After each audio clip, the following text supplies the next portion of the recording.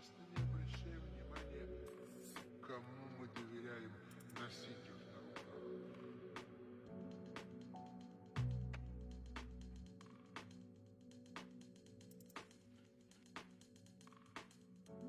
Я не знаю, как у вас, а у нас в Ленинграде нянька — это проблема, а детский ясли — это большая проблема. Хотите в этом убедиться? Пожалуйста.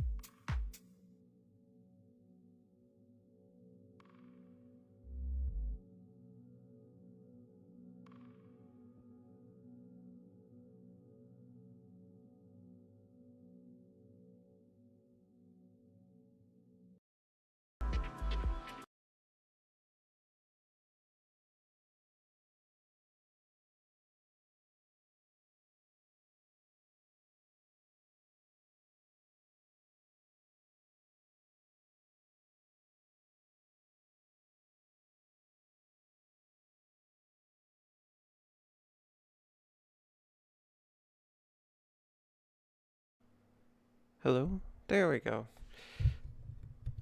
Apparently we have not fixed our audio issues, but hello everyone, welcome. Hope you're doing well today. It's great to have you here.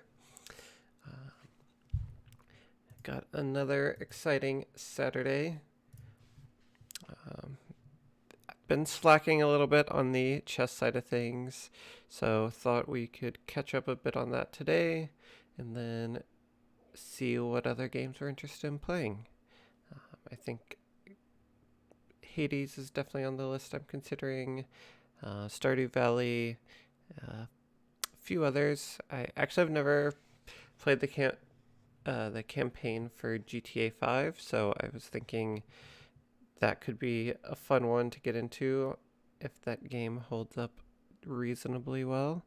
Um, but yeah, I actually wanted to also start doing a little more React content, just hanging out and chatting with you guys.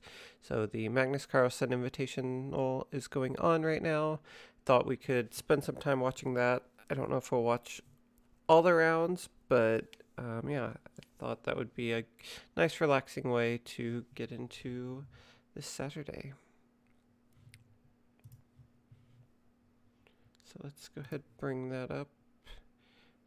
I think we can watch it on Hikaru's stream.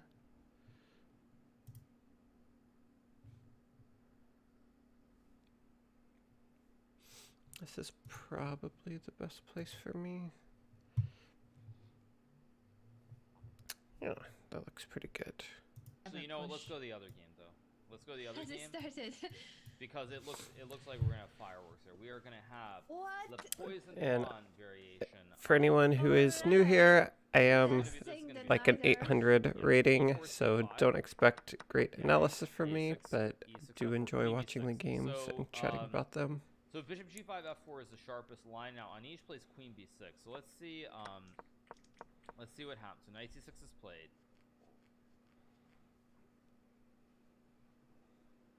So this is called the poison pawn variation of the Najdorf variation of the Sicilian defense. This is a very long theoretical line. What's your take on it as how it stands currently? As it stands currently, it's supposed to be a draw with correct play. Is what I know. It's been considered a draw for many years. Even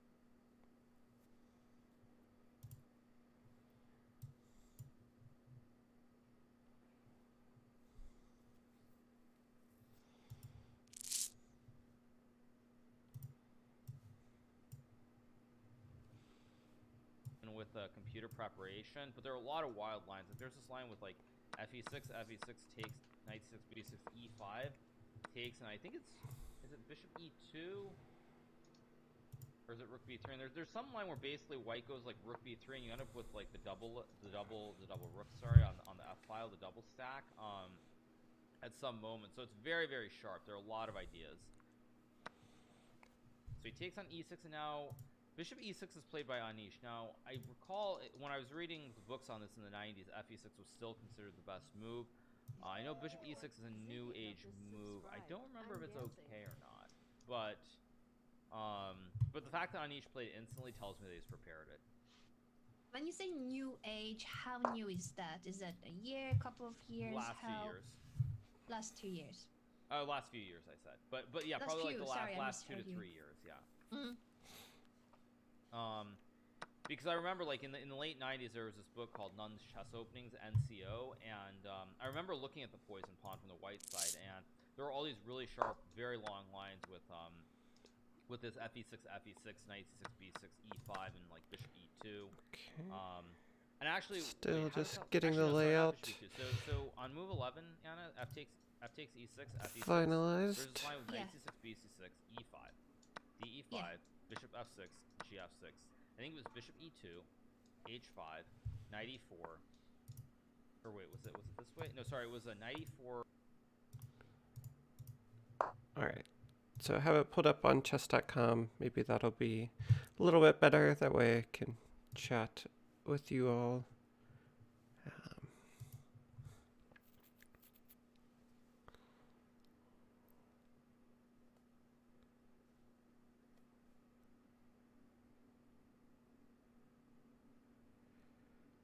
Alright, so what do we have right now? So in the Jan Nepomniachtchi and Anish game, Jan is slightly ahead, and in the Wesley So Magnus Carlsen game, pretty even. So let's watch the Magnus game.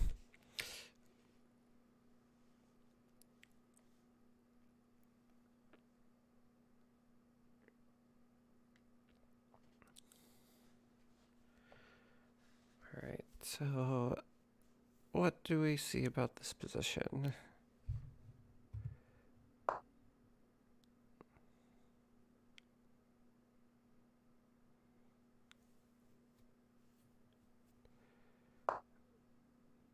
So yeah, it does seem like it is hard to make progress here. So black is probably trying to double up the rooks, put pressure here.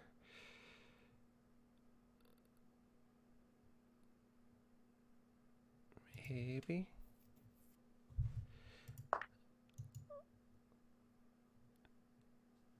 See, yeah, if it were me, I'd be thinking a move like d5 at some point.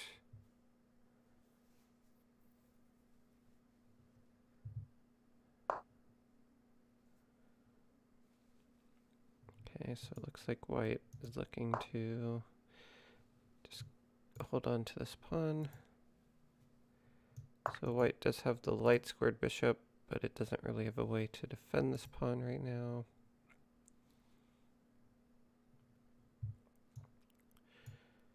Okay, so the engine is saying to double up the rook.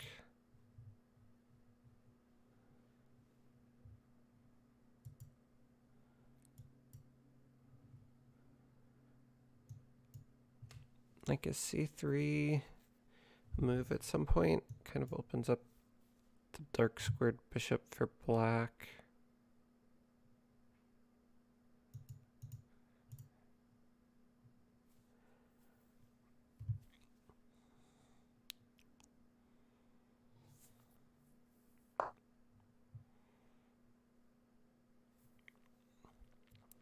I don't know, this kind of feels like a draw to me. Maybe it's still too early to say that. Let's listen in on Hikaru and Anna, see what they're saying. Game. I don't know if there's a way to switch the game because it's always on the Magnus game by default. I don't know if you can switch the game on Sassy, or it's always Magnus's game. Well, they said it was plus 0.11 on Cessus, so apparently there is a way. Anywho, Magnus's game looks pleasant for Wesley, very pleasant. But we'll see what happens. So okay, let's go back to the. Which game do you want to watch? I assume we have to watch Anish's game. It's for the championship, so. Yeah, and it's such a sharp position, and the test of a preparation. Will Anish reveal Okay, any so of his they're watching the candidate's Anish game. preparation, or is he just like he wasn't gonna?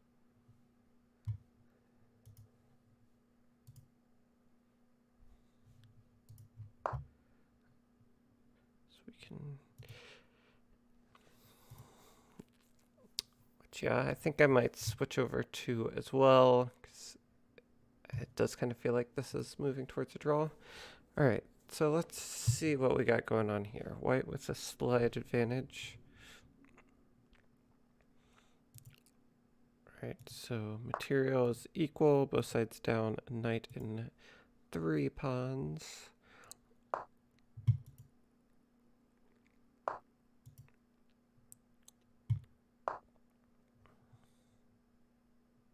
Some moves flying off in the Carlsen game. So this is a interesting little queen here.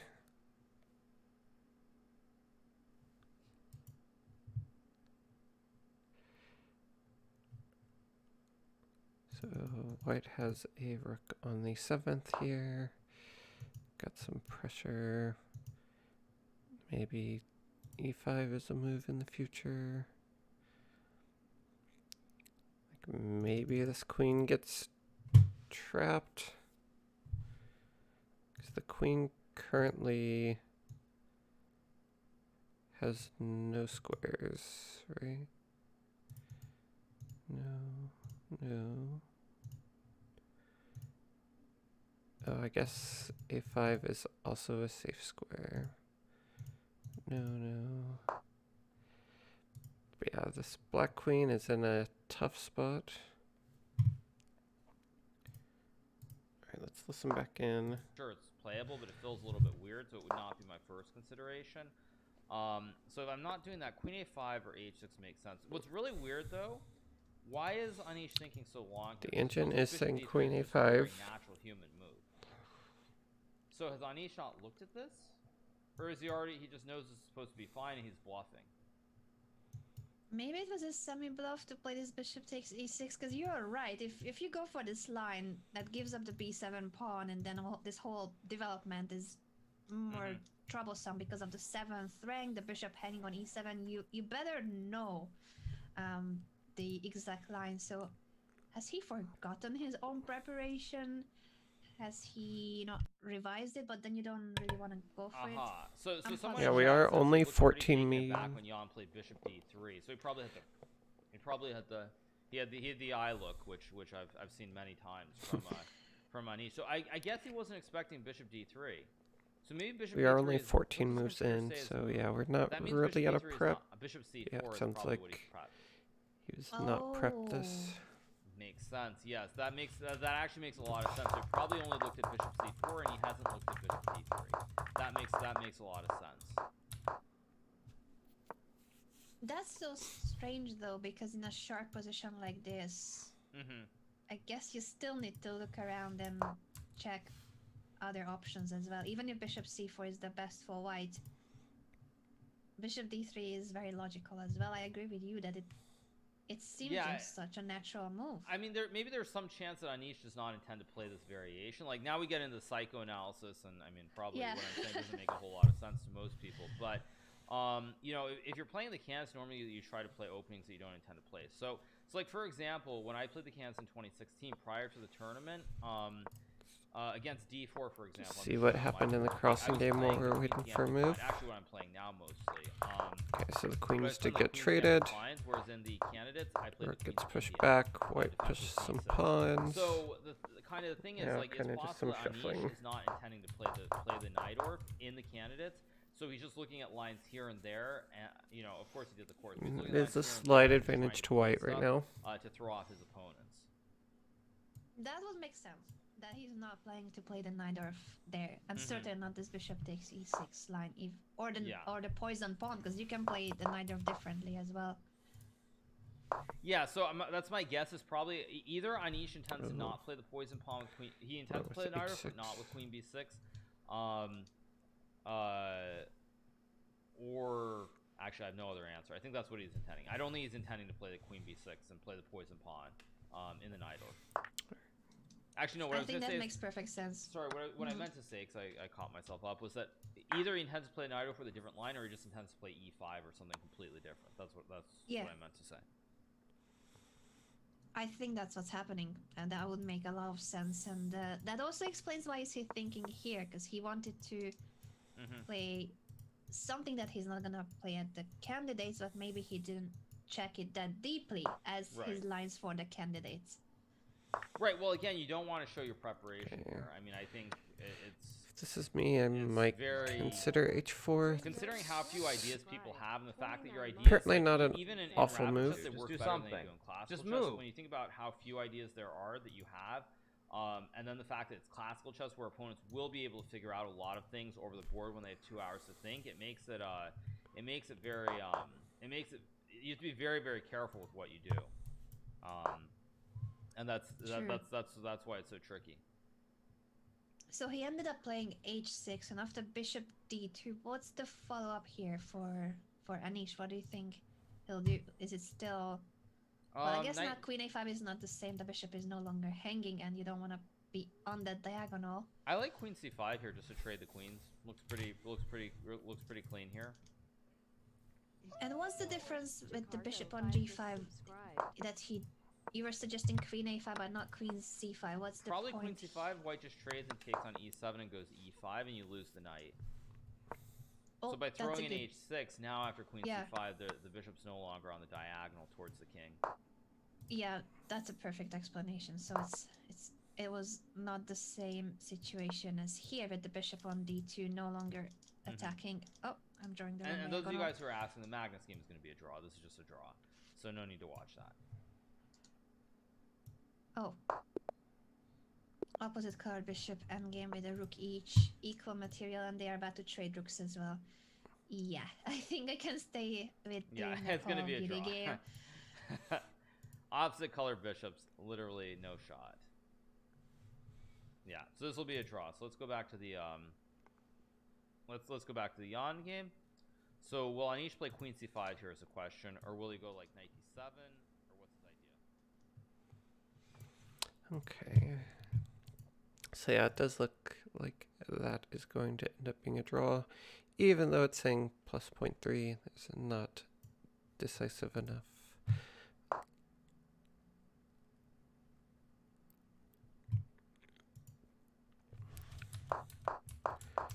Okay, so the bishop did drop back to d2, so we found that move, and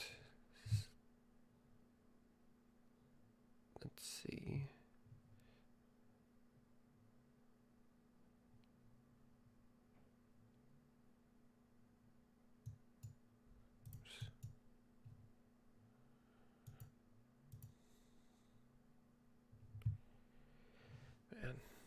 I have no idea what I would do in this situation, honestly.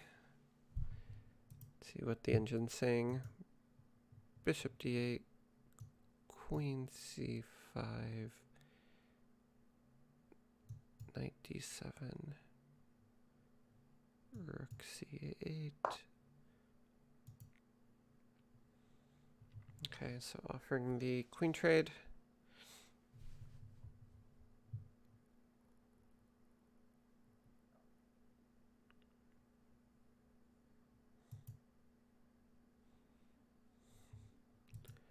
It looks like the engine actually wants to deny the trade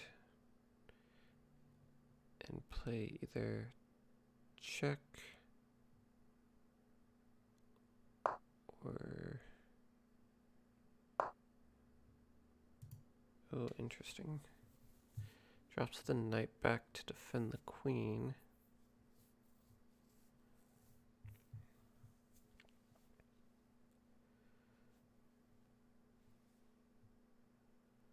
Feels like black's starting to get an attack here.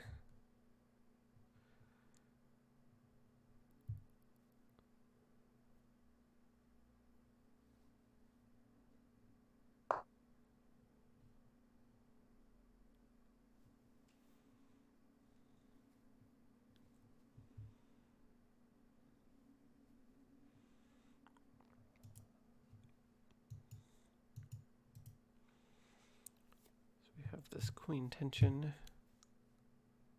On d4, but play. Well, I guess you still need to move the I mean, bishop bishop if you want d8 to still looks castle. like a move. Okay, knight d4. Ah, bishop c8. Nice move. c8. Yeah, yeah. Now I think this is gonna peter out to a draw pretty soon. Like you have to move the rook back, and then castle. Yeah, like rook b1, castles, rook e8, and I mean black is completely fine here. Completely What a fine. turn of events. It did feel like it was still a very sharp position if Nepomniachtchi had gone queen a4, but I guess he didn't trust that line too much, giving up the exchange on d7. Yeah. Yeah, so I mean this... I don't know, castle... I mean even castles d5 maybe with bishop c5 looks fine for black too. Yeah, I think Anish has equalized. Yeah, this should be a draw pretty soon, I think, if castles d5 occurs. Castles d5. And white cannot keep the game going with if after d5, e5. I guess my pawn is too weak. Yeah. Oh, No, I think... I didn't ahead. see bishop c5 is an option too, for instance. I don't know if that's the best or not, but that's unpleasant. Yeah, it's just one of these situations where I think it's headed for a draw. I mean, let's see what Jan does here, I guess. The other game, did it end in a draw yet? It Not didn't yet. end in a draw. Not yet. I mean, it's gonna end in a draw very soon. Yeah. Could be a repetition here if Wesley wants to, although Yeah. he's the one who is in must-win situation, but this endgame... Yeah. It's not must win. I mean, there's still 2 more games. True. That being said, I think that for yeah, it's a draw. Okay, unsurprisingly. But yeah, it's. I mean, I could see Magnus just winning this game and just ending it right here. Even that would be pretty The next harsh, game. But yeah, if Magnus wins the next game, it's already over. Yeah, for today, yeah, they will be yeah. back tomorrow. But Magnus Carlsen leading with a point. He's got white pieces in the next game. Do you think he will go for something strange, something of along the lines of the first game opening? I mean, not the exact same line. He cannot repeat that, but no, I think he'll do something considerably different. I don't know a more what. traditional but something opening. Yeah, I expect something very different. So we are left with one game for now, but Magnus and Wesley will be back in a few minutes for their third game. No, wait. Oh, okay. Yeah, in a few minutes. And is that 10 or 15 minutes officially? It should be 15 know? minutes. It was my 15, understanding. okay. Yeah. 15 Yeah. minutes. Still earlier than the top of the hour, because the games are now starting sooner. They don't have to wait for the next hour. Right. So yeah, I think I mean like bishop f5, ef5, and d5, and I think black is just completely fine here. Yes, yes. Not much to say. Just takes d5. And that seems to be just Yep, such this a is logical not looking like combination anything here. crazy is gonna happen. White still needs to castle. Yeah, I mean I think yeah as I see it, if I I'm think after this game ends, we are gonna hop into some games. So yeah, we're just It doesn't gonna really have a choice either. wait That to knight make on sure f5 is nothing really annoying. crazy happens in the last few moves here. yeah, I mean I think it's just one of those things. I mean what to say about this position? Yeah. Yeah. Well, we might even have a break if this game finishes soon, but no. I think that they'll still play on for some time. Perhaps make it till the next game begins. Yeah, I think for sure they will. Actually, I'm gonna take a short break and run to the restroom, so I'll be right back. Sure. Take your time. Waiting here for the move of Anish Gay, but I also think that the capture is very.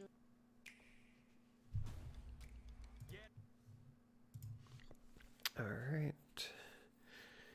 So yeah, not much to really say here. If we look at the engine line, it does just want to start simplifying. So B takes, E takes, and then just some shuffling around.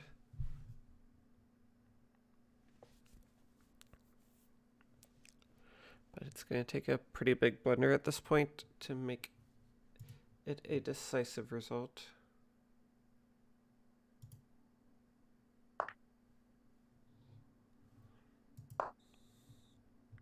And that is what we see. Bishop takes, pawn takes, and d5 is pushed. Now it's king d1. Or maybe king e2, I can't decide.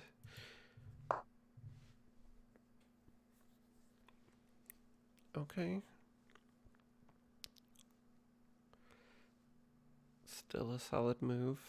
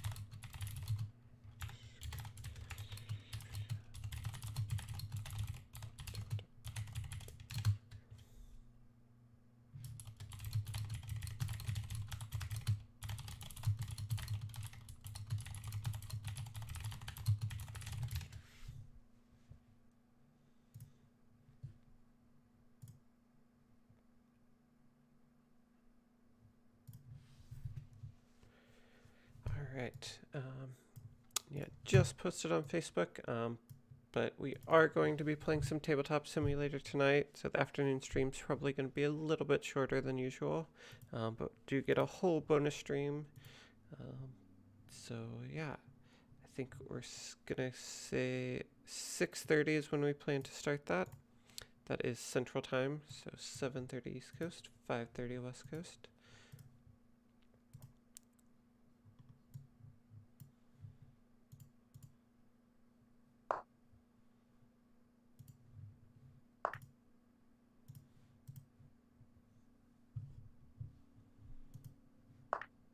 I feel like the knight's a little bit more off sides here. I felt like he could have just gone like rook c8 right away, castles and bishop c5. Yeah. I know, to me that felt a little bit simpler than this, just because the knight felt closer to the center of the board. Whereas It here, could have gone to e4 too. Yeah, I mean, I'm sure this is fine, but I just feel like the knight's a little bit further away is all. That being said, I'm sure it still should be a draw. So knight g4, bishop d4, and the current position is this one after rook to b4 and a5.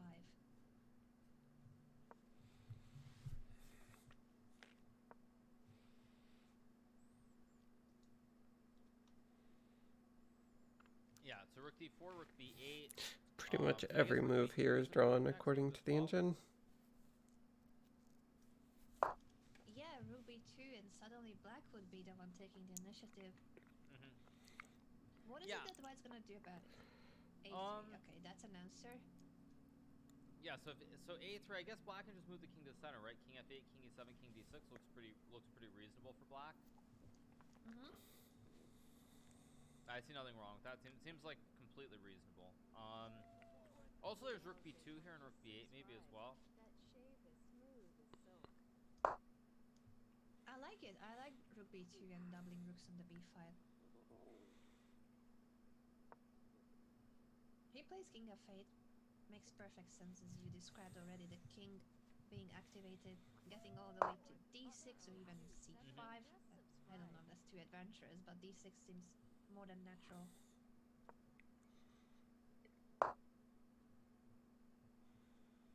Yeah, this position looks... I mean, at some point, white's going to have to go c4, trade off pawns in the center, and it will be a draw.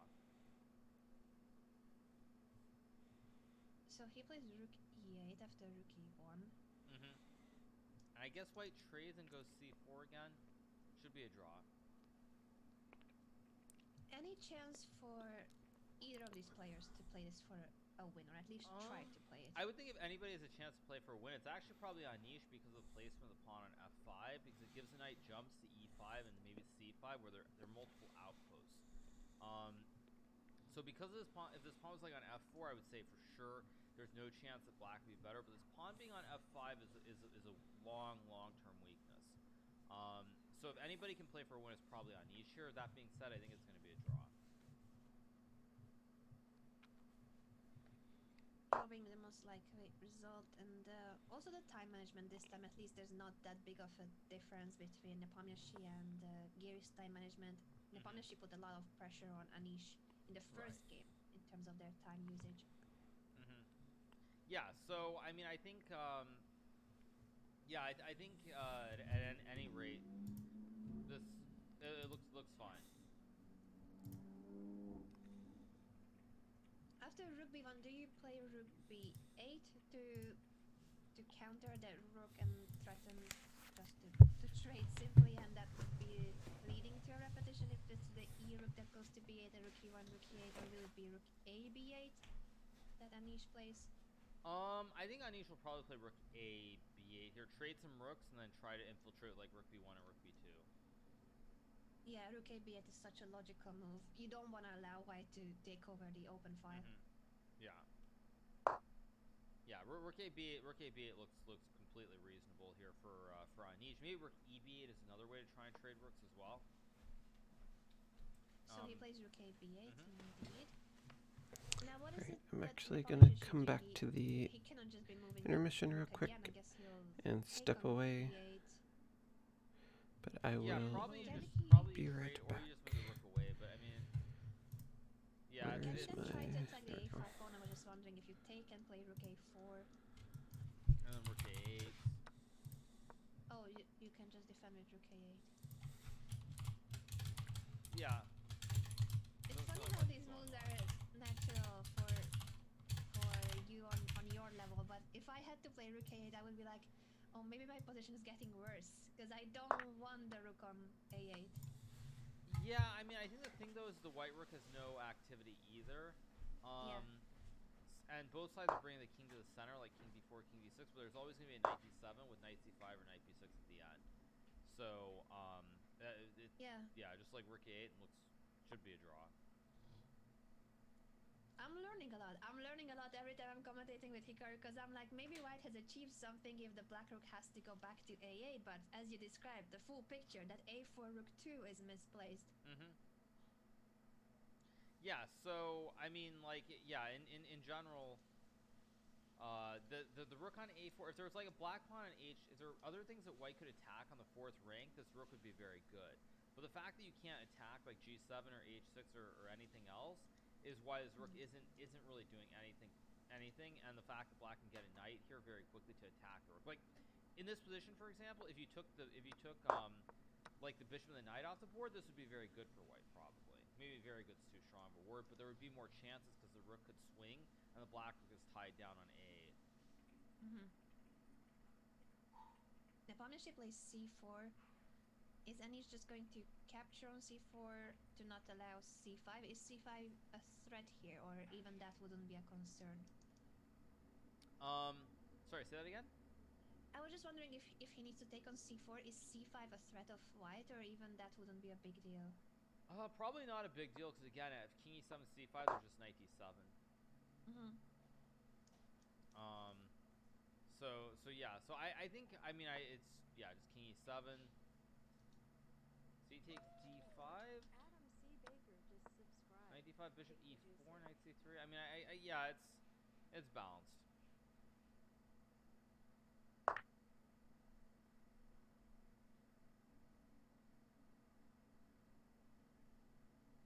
Shout out to the user who created the definitely not Anna's allergy account on Twitch in honor of our conversation. Definitely not misspelled, but I really appreciate the effort. I truly appreciate the effort. All right. Anything happen? c4, king e7, c takes d5, knight takes c5, bishop Okay, e4. so Is there anything? No, rook but b8, trade rooks. Yeah, so, With I an mean, over knight d5 is a a-file. draw. I Knight mean, king c3. d6 is a draw. Anything here probably should be drawing. Now knight d5. All right. Knight d5 is good enough. I'm content.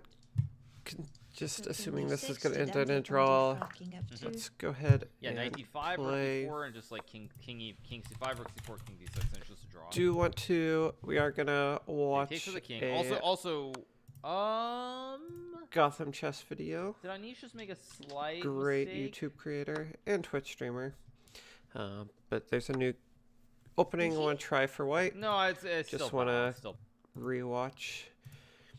So I've done a little bit of research, but I do not feel super comfortable with it. But we're gonna watch his video and then we'll hop into the games and see if we can, play it ourselves. Welcome everybody to another Gotham Chess Openings video. Today I am showing you a weapon with the King's Pawn opening with the white pieces against two of Black's major responses, the French defense and the Sicilian defense. And the weapon... Let's see here. I need a YouTube. If you vape, you could be inhaling toxic metals into your lungs.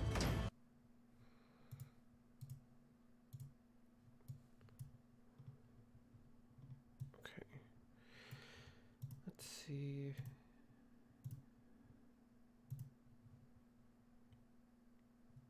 Oh, this isn't the right scene, obviously. Okay.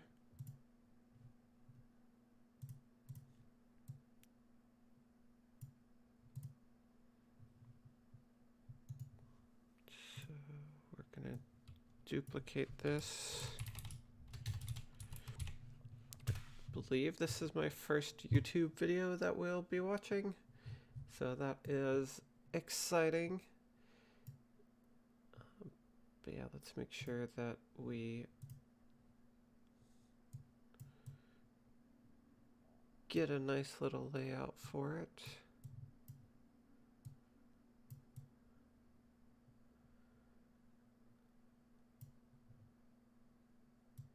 So you know what? Let's just go ahead and crop it.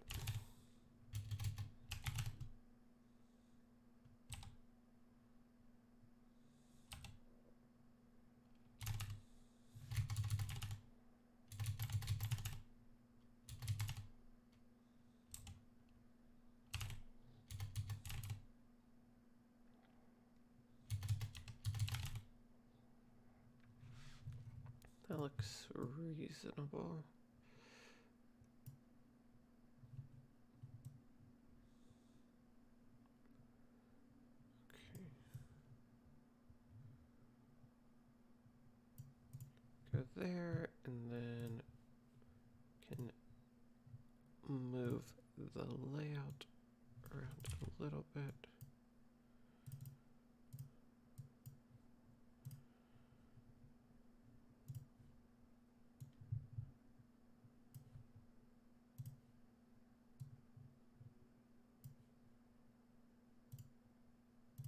including my own cam.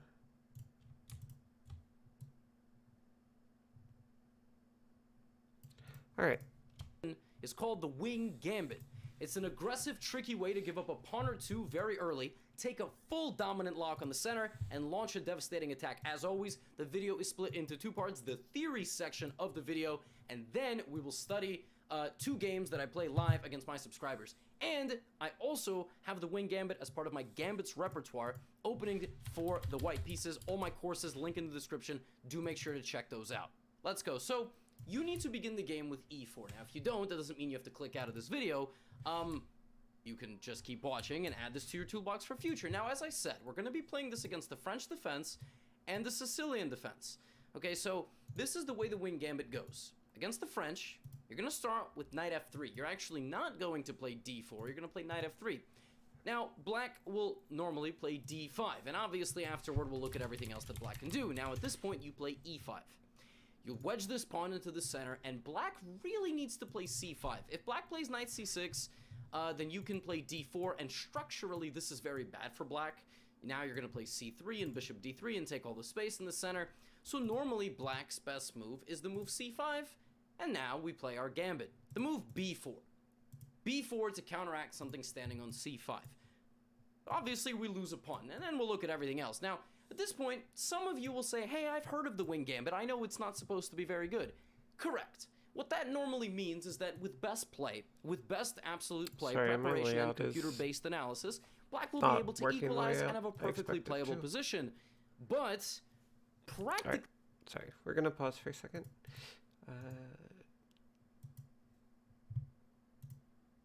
Why does this not match? It should match.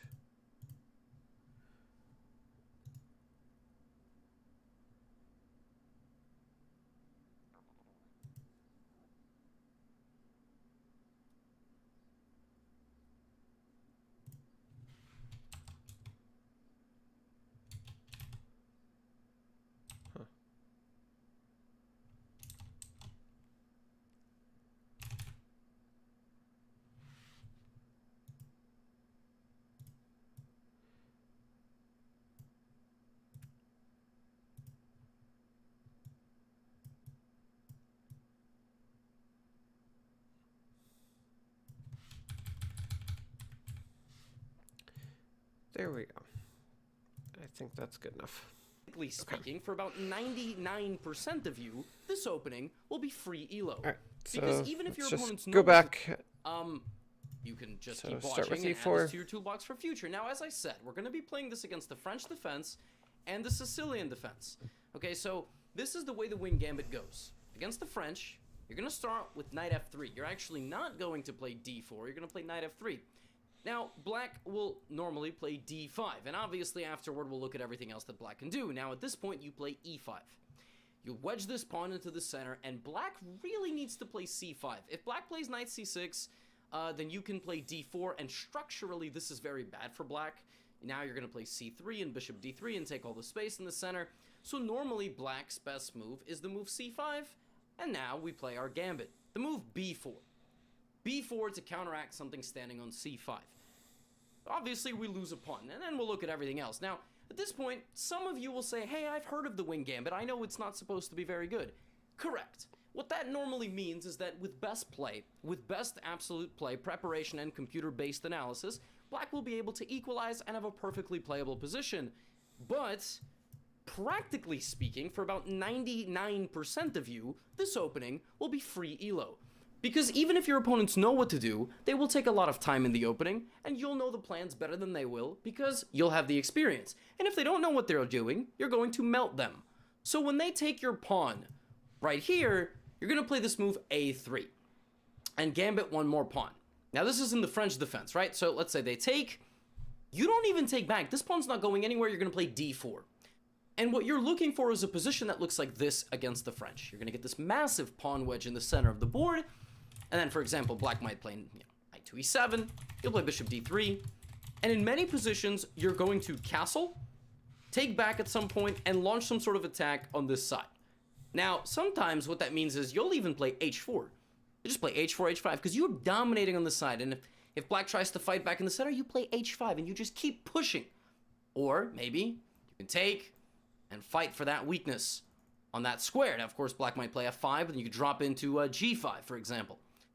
Now, of course, all openings have breaks. Like, what if my opponent doesn't do this move? Or what if they do that move, but then they don't do the follow-up, right? That's why I've put the moves in the description. We've only looked at cb4, a3, and takes. But, like, for example, what if they go here, you play a3, and then they don't take? They play something like knight c6. Well, against this, you're going to take, and then play c3, and all the same, right? So the position will look very similar. But what if they don't take? Like, what if they push? So later on, I'm actually recording this part after I played the practice games. Later on, one of my subscribers did this, and against this, you play c3 and try to play d3 or d4. So for example, if they go a5 to try to break your structure, you just go b5. And in a perfect world, get a position with a4 and d4, and you clamp down the queen side so they can't make any progress. And you play c3, and you play d3 or d4. And what might happen later on is you get a position that looks like this. They take en passant, you take with the bishop, you've got more space, queen here, bishop here to guard your center pawn, castles, keep it rolling. h4, h5, attacking on that side of the board, bishop g5, for example, knight d2, and so on. It's all about restricting.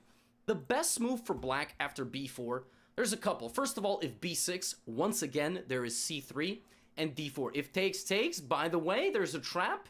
If they take with the bishop, queen a4 check, because this pawn went up one square. So now knight c6 guards the bishop, but the knight has no guard. So you would just take the knight, and you would be up a piece. So that would work very nicely, right? So against the French, this is what the wing gambit would look like. You just play this b4 move, you gambit that a pawn, and then you play c3, d4, make that nice structure, and you keep it moving. And, you know, my main line goes like this. You have takes, something like this, and if black plays f6 early, something like this with takes, and queen c7. Defend the e-pawn. Very difficult for black to develop here with castles coming, maybe h4, h5, and bishop f4. So against the French, that's kind of in 5 minutes or so what the wing gambit looks like. Now, obviously, the way you learn this, if you don't know how to study chess openings, you take those moves that I put in the description, you put them into a PGN reader, for example, and you analyze it. You use the computer, not during the game, before the game, or after the game. You go back and you learn and you check out how those games went. You look up, you know, Wing Gambit best games by Grandmasters or something like that, right?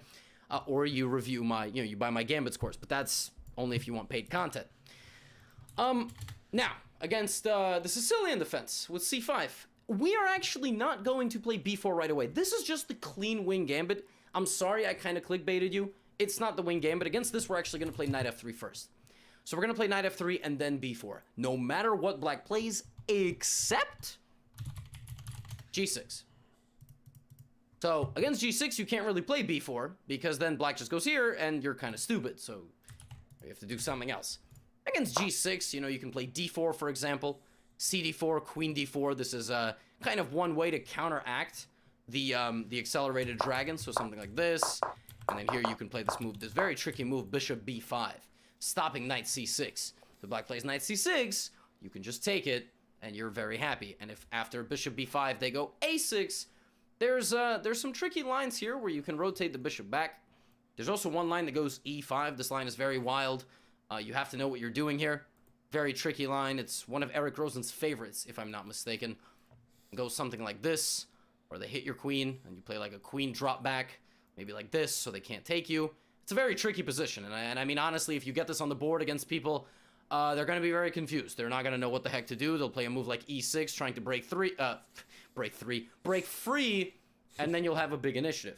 But if they play g6, you're not going to get your Wing Gambit. But if they literally play any other move, like d6, now we're going to go b4. And you say, Levy, what do I do with that? Well, against this, you don't need to rush with a3. You'll play a3 at some point, but here it's better to just take the full center first. And black can do a lot of things here, but in general, this is the structure you're going for after they play d6 on the second move. Notice what they did. They played d6 on the second move, right? They could play e6, but d6 on the second move. You're going to go for a position that looks like this. Bishop on d3 guarding. At some point, play a3. You could castle, then play a3. You could play a3 now. You'll wait. Wait to take it back. Just castle. Knight a3. And at some point, you'll play c3. So, for example, castles, maybe c3. get this nice little crown. You're down one pawn. That pawn is on the queen side. A and B. It's over there. Is it ever going to get rolling? Probably not. And what you're going to do is you're going to transfer your pieces over to the king side, knight c2, knight e3, and look to attack. At some moment, you can maybe put your queen on b3, and you can even use these open files to target those pawns so they can't make any forward progress. My line goes like this: bishop g5, bishop g4, and this is a game that a grandmaster named Timur Gareev played with the white pieces. Got to this position, black played bishop f3, queen f3, and then Timur went on an attack on the king side. So that involved a few different moves. You know, you can play like h4, there's g4 as an option. You can also rotate, like I said, you can rotate over to the queen side and just focus on those pawns. You got e5, for instance. There was another game that I had, this was a blitz game, where my opponent played something like, you know, e6, it was like rook e1, e6, bishop g5, h6, and then what I did on g5, you know, is I sacrificed. I just sacrificed. Takes, threatening this, so my opponent played like queen c7 or queen d7, and then I just played e5 and ripped it open and went over here with my queen, and it was bad news. It was like d5, I took, and played like queen h5. It was a wild game. Wild game, big attack, but that is the kind of position that you're trying to get. You can even sacrifice on g5 because at any point you're ready to just march straight down the board. Now that's against d6 in the Sicilian, right? So we looked at d6, very popular because people might be trying to play the Najdorf, they might be trying to play the Dragon Sicilian, and you throw all that out the window with this move b4. The same thing against knight c6. You go b4. Absolutely the same thing with b4. And if they take, you have d4, and the best move for black, really the only move here for black, is d5. Because again, if at any point they play e6, d5, you've seen this before. This is just a French defense. You say, oh my god, wait a second, how did that happen? Well, in the Sicilian, if the opponent plays e6 and you play b4, it's the French defense. It's the French. I mean, this is the French. Literally, you have a wing gambit after this. So you just went from a Sicilian to a French, which is why the deferred wing gambit is so good against the Sicilian, because it looks exactly like a French defense in some positions. So you study these two overlapping, and the positions that you go for are very similar looking. Now against knight c6, there's a few specific lines you have to know. So for example, here, the best move is d5, and that looks a little bit unique. Against d5, I like takes, and then the immediate move c4. And one of my favorite tricks here is that even though they can take you en passant, and you can take back and attack the queen, and they have this move, this looks very scary. Here you have this very cool trick. Rook b1. What? Well, that's a free knight with check. Yeah, and after this, the queen's only got one square. Queen a3. Now you play this move d5. Where's this knight going? It can't go to any square. And if it goes back to b8, queen c2 threatens the bishop. So the bishop might move like to d7, and now bishop b5. And if takes, mate. So you just create a devastating queenside attack, and it's this nice trap where you sacrifice the knight and just attack black immediately. It doesn't really matter. Even if the knight goes to d8, you have check. The only way to block is with the bishop, and we could just take, to be honest, and that king is very weak, but we also can just go here. That looks like the queen is trapped. Queen's only move here is to take. Now we have this, and rook a1. And the queen's trapped. You say, no, it's not. I have queen c... Oh, ouch. Ouch. So, you know, if you catch someone with all of that, I'd be really happy. Probably you won't, because chess is crazy and all sorts of things can happen. But rook a1's a very good move. And it's a very tricky move, very chaotic, and only good things can happen if you play these way. So don't be worried if they play the Sicilian. Don't be worried if they play the French. If they allow you to do it, then do it. And if not, just develop your pieces. Take the center, 2 pawns in the middle. I'll give you an example, you know, in e6. For example, if they play b6. So that is the idea of what we're going to be playing today. So we are going to look at a little bit of analysis just to get back into the swing of things. Okay, so e4, e6, knight f3. Okay, let's see if I remember this.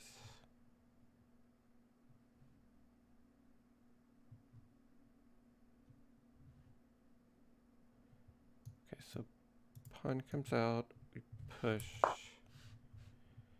and then they'll play something like that. Okay, so if they push c5, we go b4. If they bring out the knight, we do something like this, and we're gonna move and that. And then we'll eventually bring our light square bishop here and start developing.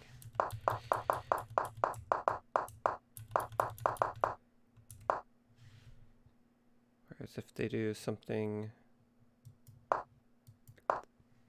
that isn't that move, we can just take the center. And what was the French? It's a very tricky move. So I just want to re-look through those For moves example, really quick. and you analyze it. You use the computer, not during the game, before. G6. It's not the wing gambit against the Sicilian defense with c5. We are actually not going to play b4 right away. This is just the clean wing gambit. I'm sorry I kind of clickbaited you. It's not the wing gambit. Against this, we're actually going to play knight f3 first. So we're going to play knight f3 and then b4. Okay, how do I make my own moves? There we go. No matter what black plays, except g6. So against g6, you can't really play b4 because then black just goes here and you're kind of stupid. So you have to do something else. Against g6, you know, you can play d4, for example, cd4, queen d4. This is kind of one way to counteract the accelerated dragon. So something like this, and then here you can play this move, the very tricky move, bishop b5, stopping knight c6. The black plays knight c6, you can just take it, and you're very happy. And if after bishop b5 they go a6, there's some tricky lines here where you can rotate the bishop or play knight f3 and then b4. No matter what black plays, except g6. You look up, you know, Wing Gambit best games by grandmasters or something like that, right? Actually, play or the you Gambit, review though? my, I'm a you know, little you buy my confused. Gambits course, but that's only if you want paid Not content. a great start. Now, against the Sicilian defense with c5, we are actually not going to play b4 right away. This is just the clean wing gambit. I'm sorry I kind of clickbaited you. It's not the wing gambit. Against this, we're actually going to play knight f3 first. So we're going to play knight f3 and then b4. No matter what black plays, except g6. So against g6, you can't really play b4 because then black just goes here and you're kind of stupid. So you have to do something else. Against g6, you know, you can play d4, for example, cd4, queen d4. This is kind of one way to counteract the accelerated dragon. So something like this, and then here you can play this move. All right, let's try it. We're just gonna play some 5-minute games. We will probably lose most of them. And of course, this will only be for the white pieces.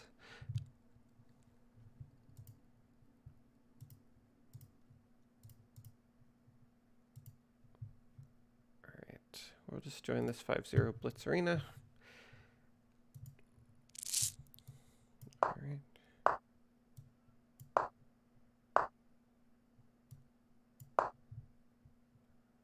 This is already not, we're not able to play the Gambit.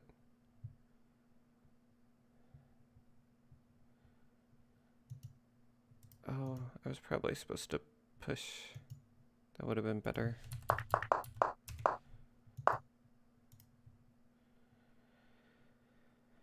Okay,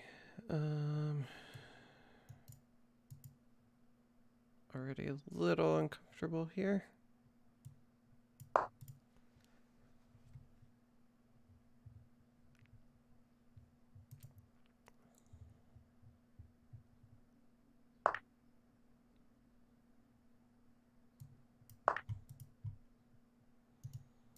So we can push e5. Maybe we just plant the bishop here, cut off the queen's line of sight.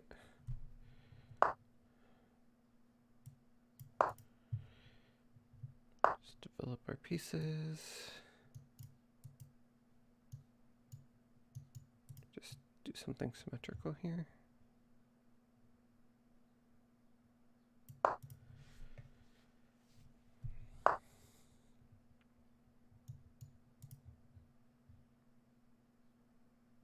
Hmm.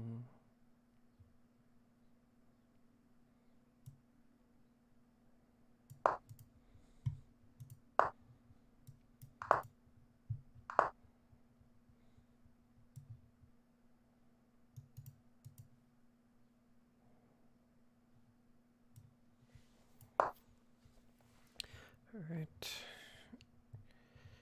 H4. C5 better there. That might have been better.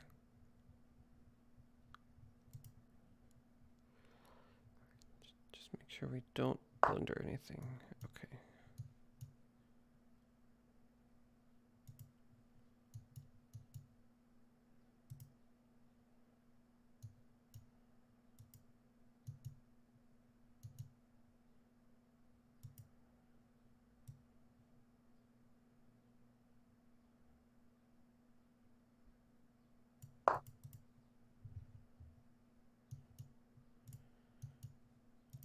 Okay, I think we fight for Steve. Which rook do we bring over though? Like, I actually think we bring over the F rook.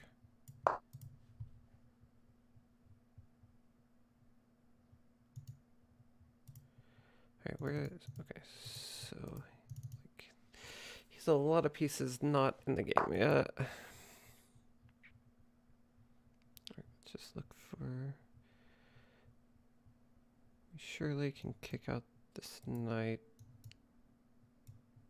Actually, this looks like a nice outpost square.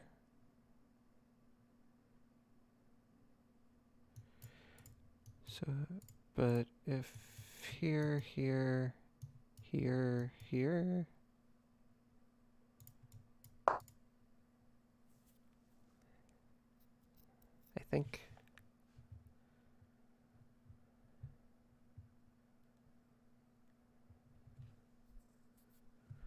We still have pressure here. Okay. We take with the queen. We're safe there.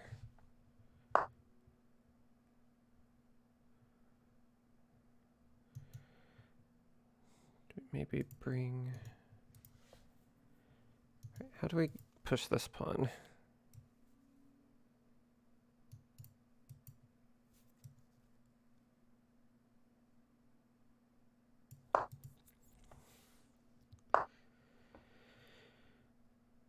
Okay.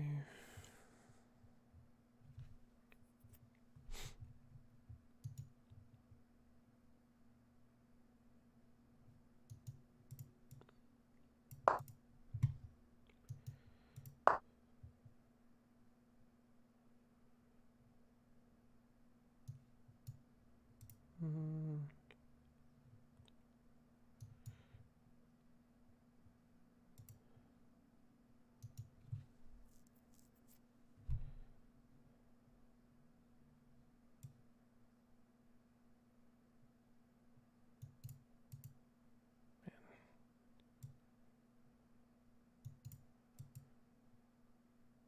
Actually, don't know here.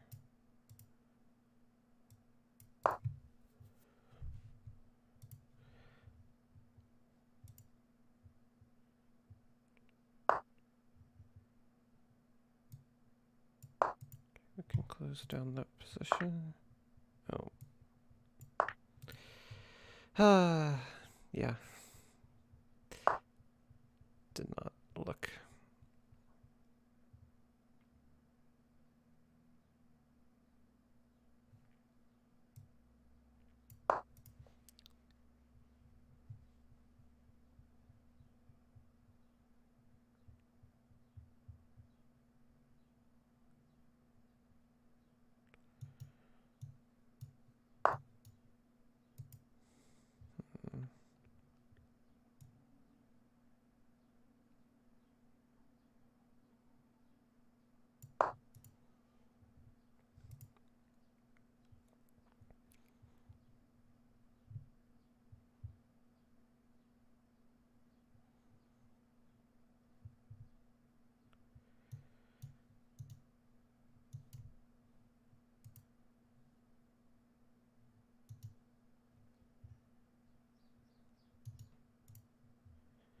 lots of moves here.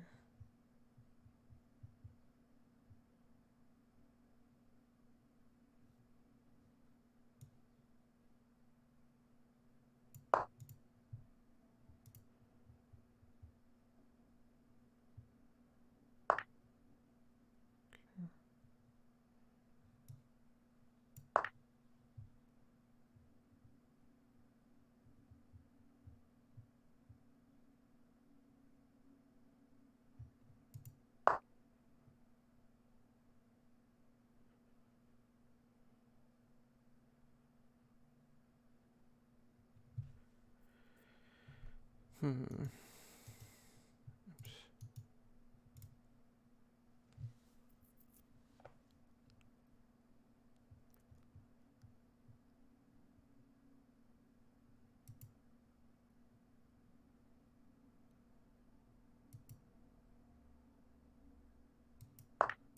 Take. That's fine.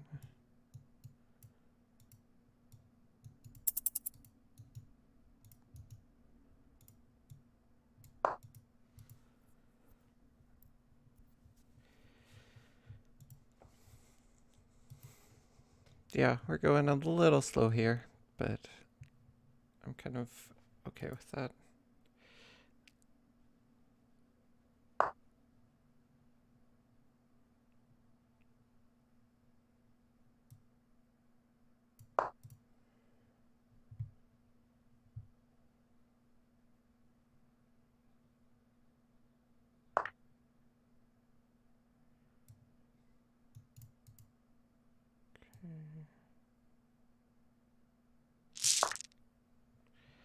Whew, okay. Wow, I have not played 5-minute games for a long time. What are we playing here?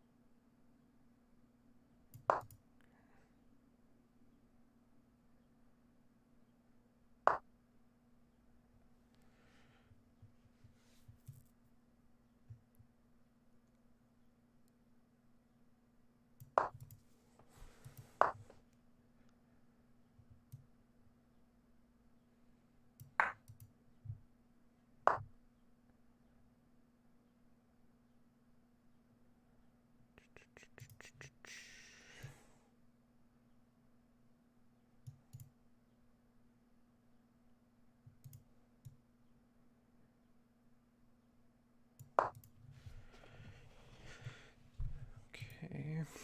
Is there a mate here? How do I cut off the square?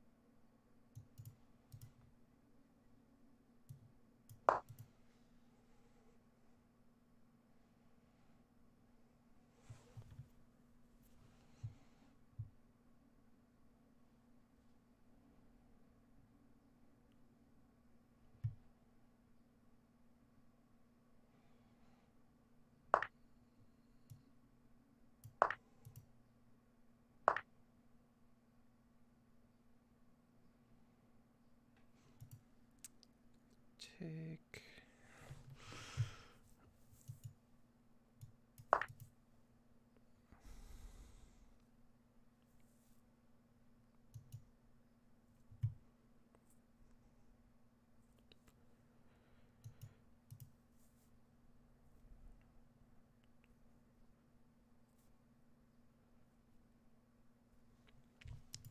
This is a messy game. My king feels very exposed here.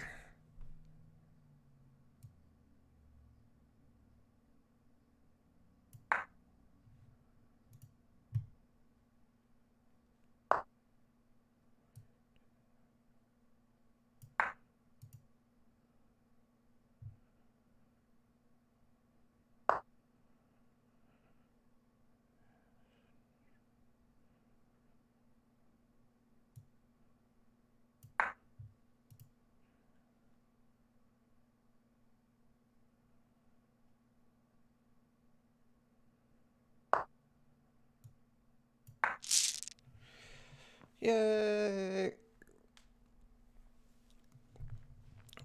Found a mate. Whew.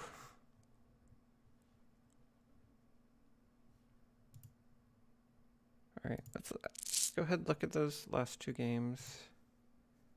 Oh, I didn't even check the layout. Oh, jeez. The layout was wrong. I'm sorry. Okay.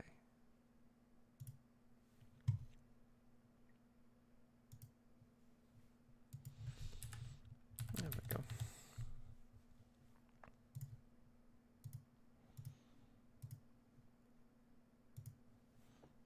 I believe this was the first. Yeah, this was the first game.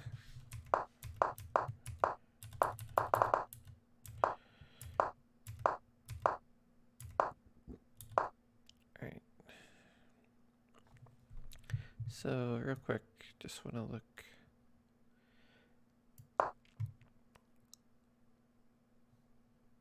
Oh, there we go.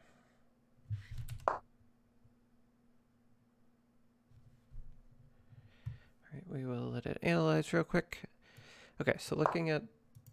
Okay, so e5 was a better move. And this was still okay. It wanted us to trade queens here. Well, oh, we could have taken back with the queen. I didn't even consider that. Yeah, that's definitely guarded. Okay, that's good to keep in mind.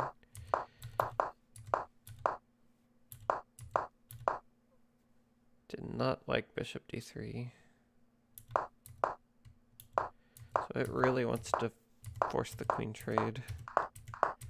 I mean, preventing the opponent from castling is good.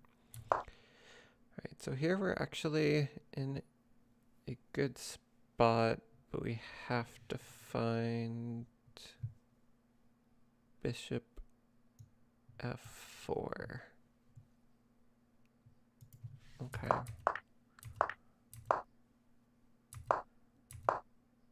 At this point, we're still ahead.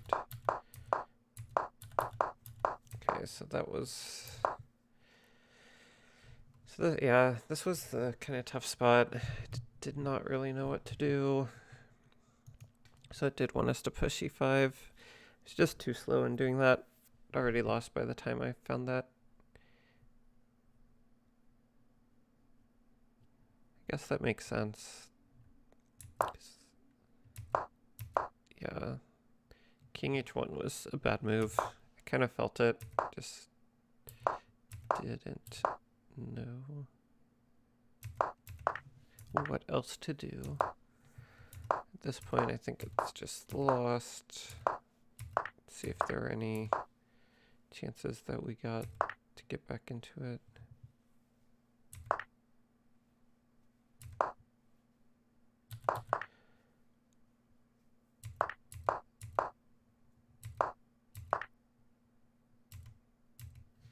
Yeah, not really. Okay. And then the game we just played.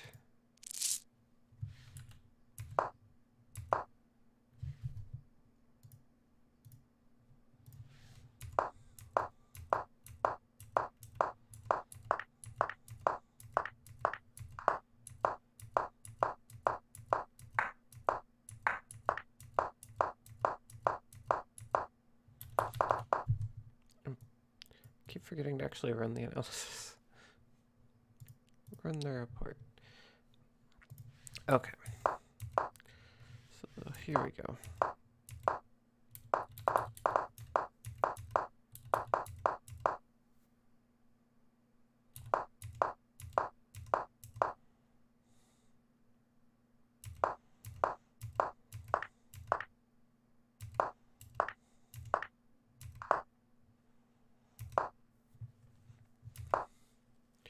So at this point, we're still not actually winning, and that's actually a mistake. If knight d2 gets played, which it does not. So we're actually, the game is actually lost, even though we are threatening mate in 1. But yeah, there are a lot of ways to stop it. Did not want us to trade bishops here. So I'm guessing the queen is trapped here. I don't know why though. Let's just take a stroll down this. Alright, so check. King falls back. Ooh. That's another check.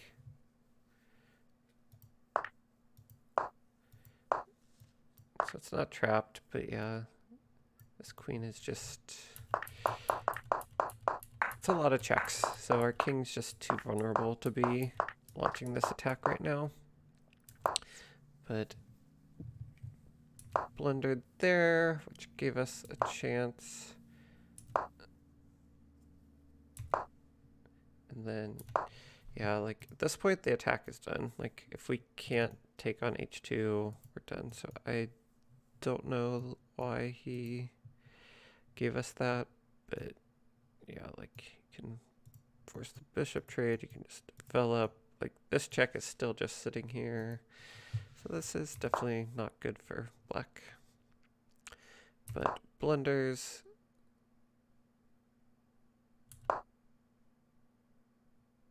It wanted rook a, or no, it wanted g5. Makes sense. Let's bring in the knight. Brought the knight back, and at that point, so that's when it was lost. So yeah, that was really solid defense at first. Yeah, I completely, it is just screaming h1 check, and I finally found it, which ended up being, so before I played it, it was not a mating net, so it was just winning the knight, but yeah, after that bishop move, it is mate in 4, which we did find, so that was exciting.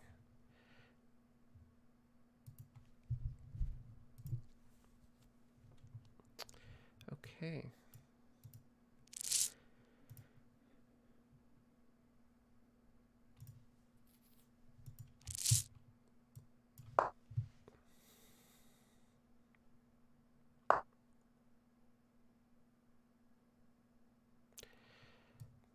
Fine.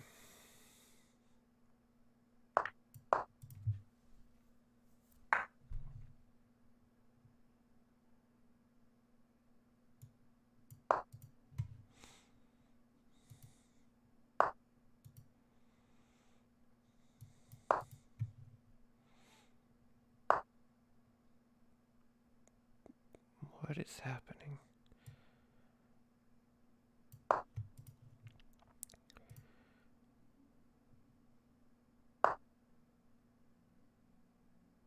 Just want to take all the space in the center we can, right?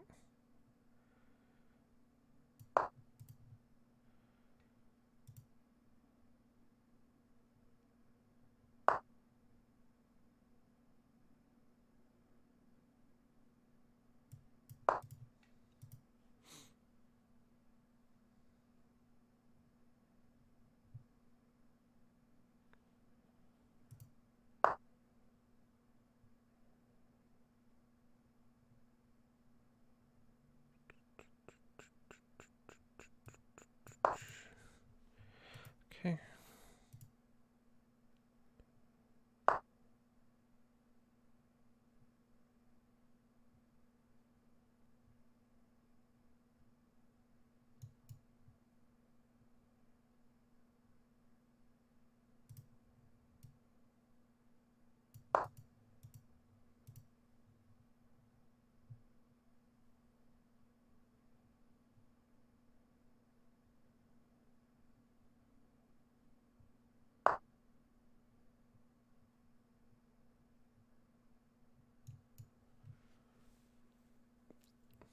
would open up his queen, which I don't really want. Right, we can h4.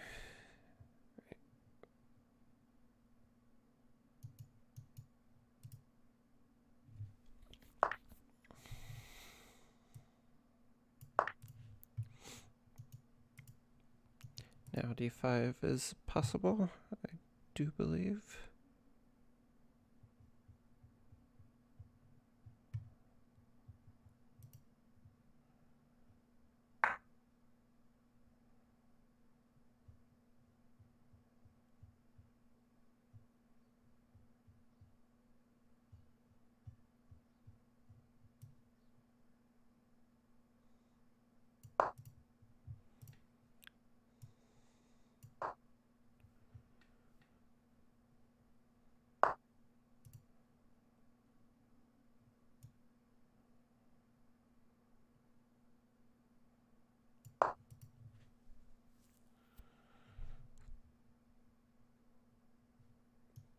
Oh, I could actually pin this knight to the king.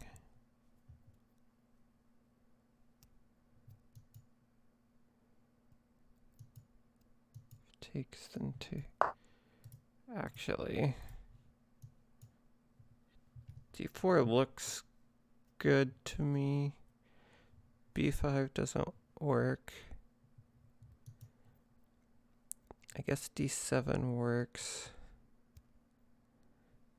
And with this bishop guarding, we don't need the I'm going for it.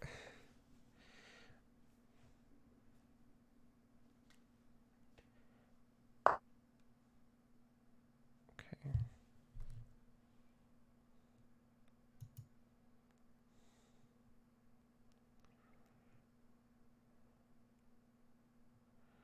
Like, where's this knight gonna go?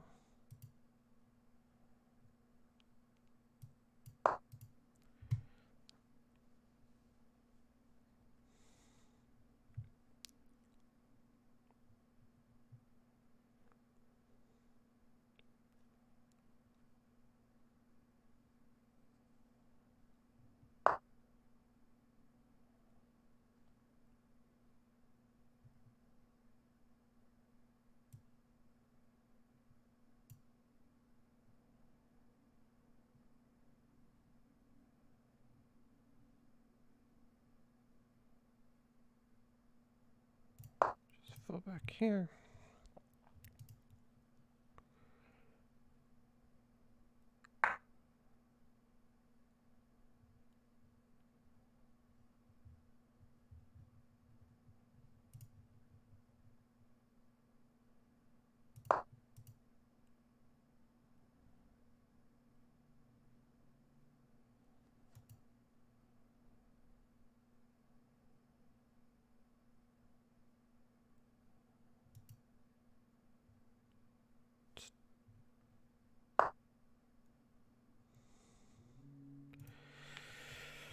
Ooh, okay. Takes or takes. Takes.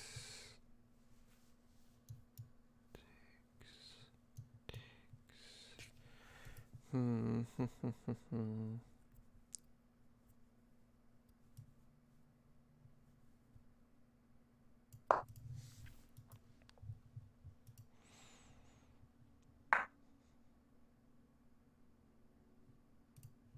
Just hanging, right?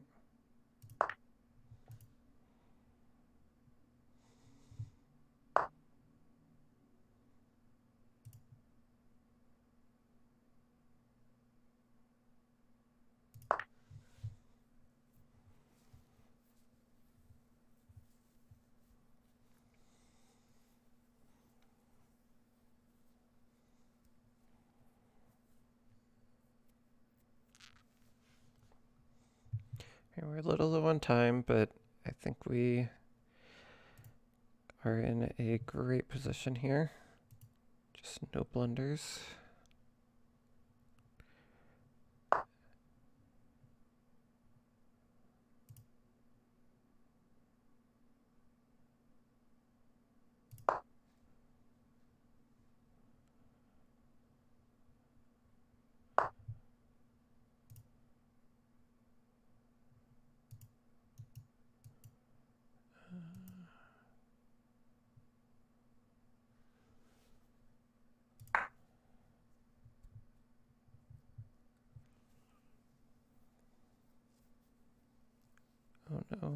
Did I just blunder my queen? Oh, I forgot about that. Or wait, it's not under attack.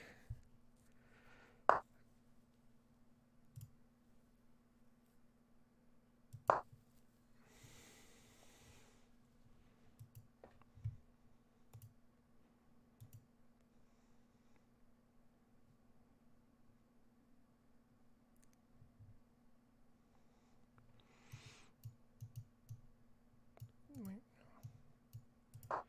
Nope, don't do that.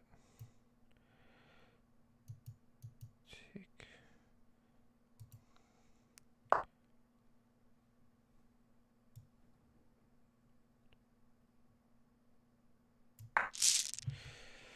Whew, okay. All right. Is another win.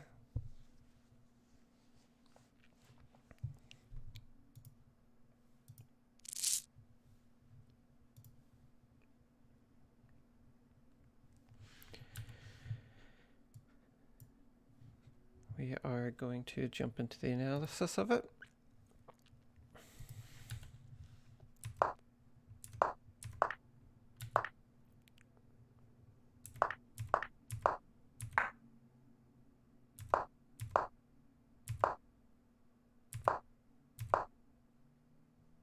Wow, actually found a lot of the best moves there. I'm surprised.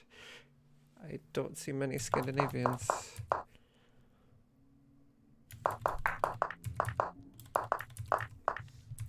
mean, like, so after Queen E6,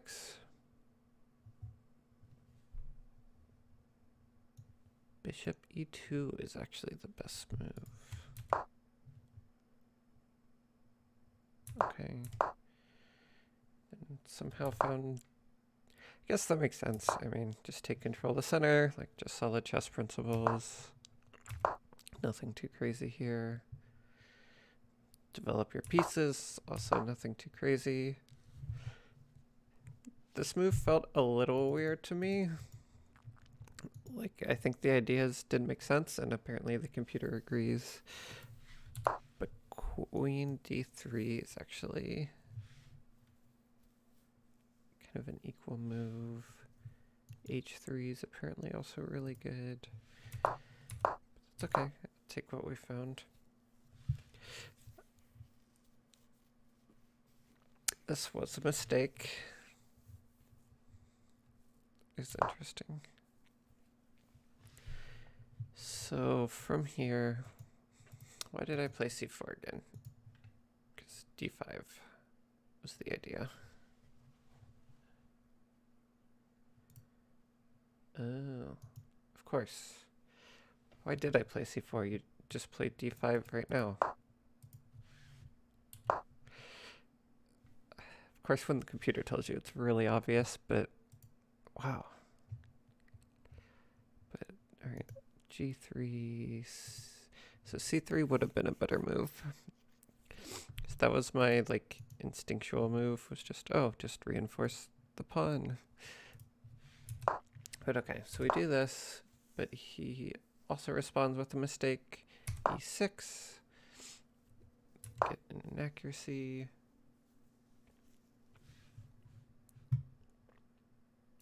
Oh, the analysis is a little bit. I feel like that keeps jumping around. I don't understand.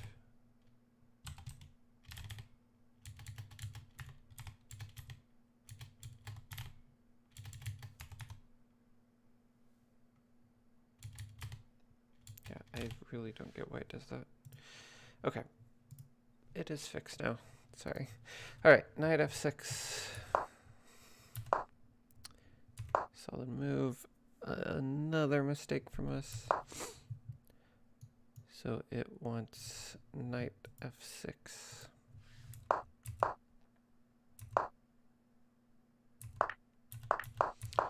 So it's a mistake because the bishop.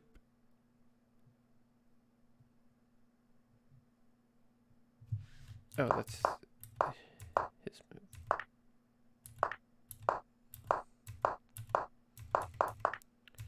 So you take. See, I feel like that was a better trade for me. I'm shocked that's -2. Like, I got this nice pawn center, like everything feels safe. But alas. Okay, so we answer. So it wanted to keep the tension. Okay, it wanted us just to go e5. Why do I not see these pawn pushes? Like, that is just... That seems so obvious. Oh well. Right, in the moment of truth. So f6 is a mistake because of c5. And that is... the move I thought was so good was a missed win. Okay. So what is the win here? c5. Bishop takes, d takes, queen trade.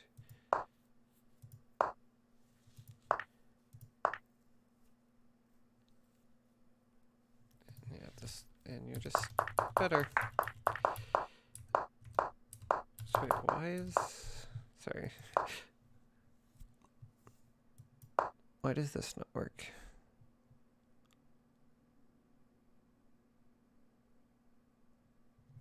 Oh, now it's saying that's best.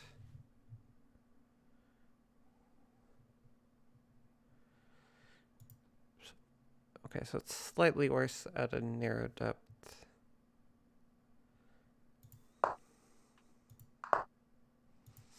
I guess you just don't have enough space to really do anything. Okay. I kind of want to put this position into decode chess and see what it says. But before we do that, let's just finish stepping through. Okay, so queen comes out here. d5 is a mistake. It wants knight d4, which is best. We respond the best move. Did not like that check. Wants to just trade off the knight. Because yeah, the knight has to retreat. Now our knight comes in, and there was the blunder. Which, yeah, we did see the free piece. Then we saw the free piece. And came in with a nice attack. And it is not a forced mate here. So bishop b4 is best. But you have c5. Which you do just take, followed by queen c7, which I assume you just take. And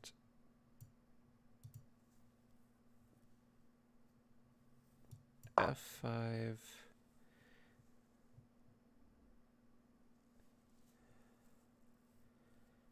And at this point,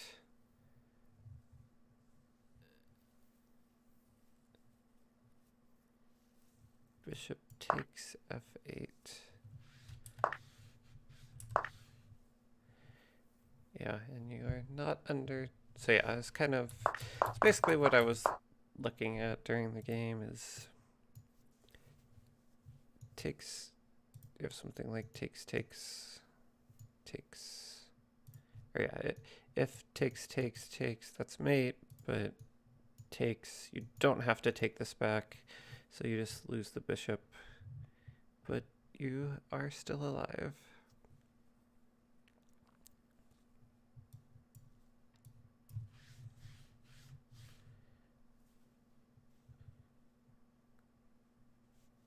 So let's see, what is the best move here? c5 is actually best. Bishop. Okay, so let's see this move. Wow, actually the knight taking is best, I guess, because of this basic controls.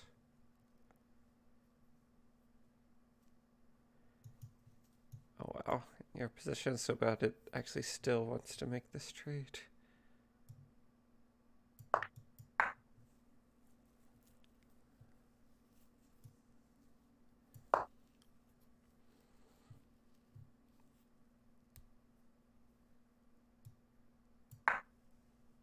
Wow.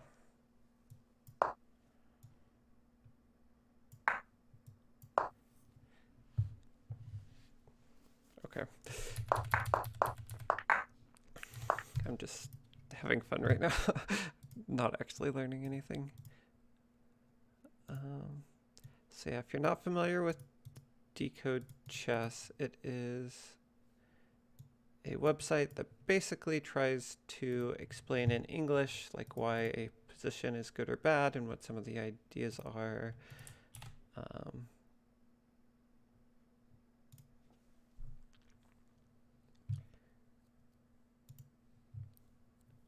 So it is really cool, but I do just want to go back and look at, oh geez, what position was it?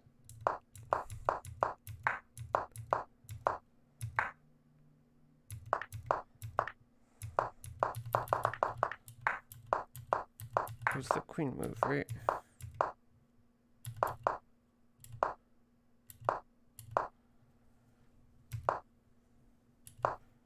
Yeah, I think it was here. Okay, so f6.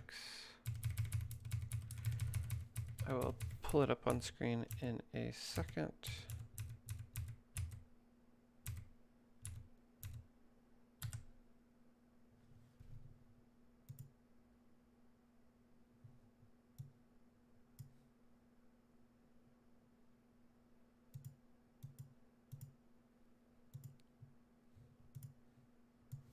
Okay.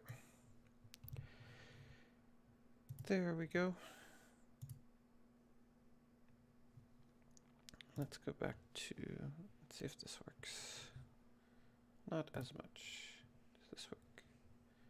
No. We need a new.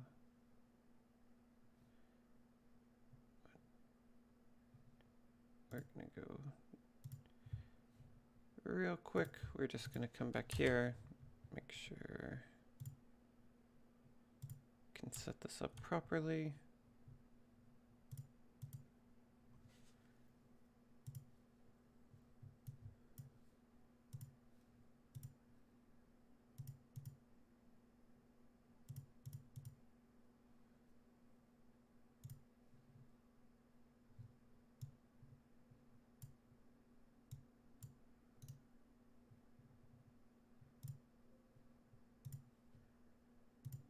Okay.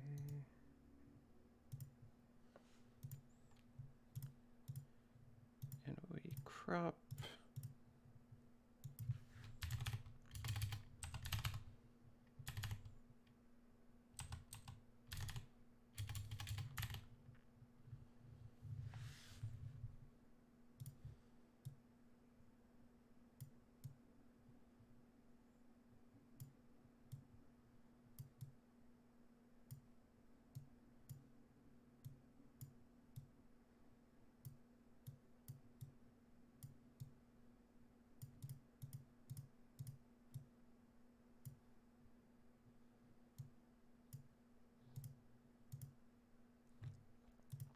Okay, I think that is decent enough. Let's put me over here. All right, we have it up.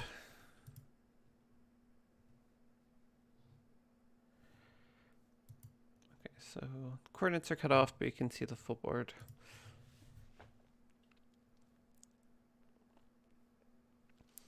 Okay, so in this position, is saying that white has a decisive advantage, but should beware of black playing e5. This is kind of the funniest line I've ever seen. e5 and then coming through. So c5 is good because it threatens to play c takes d6. vacates c4, enables this light squared bishop. Right. c4, e7, f4, and our bishop has a nice square there. Okay, so future development, that makes sense. c5 is better than the alternatives. f4 castles, okay. So threats, e5 threatens the white pawn d4, allows the bishop at c8 to guard g4.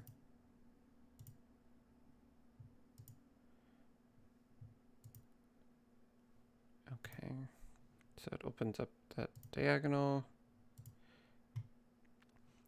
Also guards f. Pretty sure there's a way I can highlight squares. Oh well. But yeah, c4 or guards d4, guards f4, and threatens to take. E takes d4. Okay.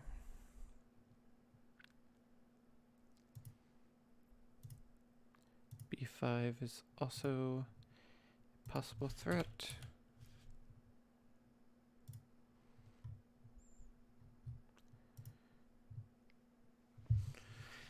Okay, and then so the white knight at e2 looking to go here, protects the king by guarding g3, supports the white pawn on g3. Yep. The white bishop at f1. Once this knight moves, the bishop is guarding this pawn. And if the pawn moves, it can actually just come in there. Yeah, use the a6 f1 diagonal.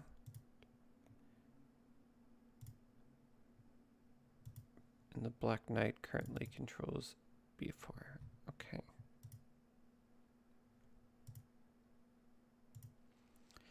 So by playing c5, you're cutting off the threat of e5, you're cutting off... Okay, so e5 is no longer possible.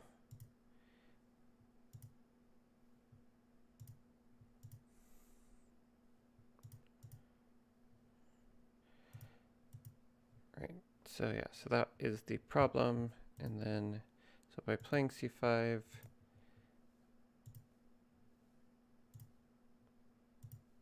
now e5 is not as good because there's nothing to take.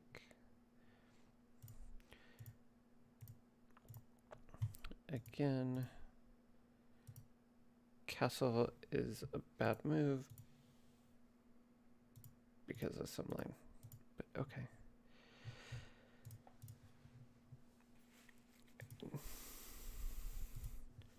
So c5. So it is actually saying a4 is still a good move, so I feel a little bit better at least.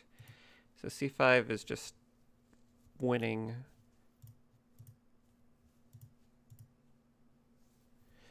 But a4, even with optimal play, we do get the castle in.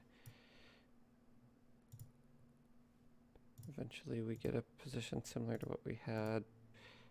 But yeah, now we just kind of control a lot of space, and yeah, we have this open d-file.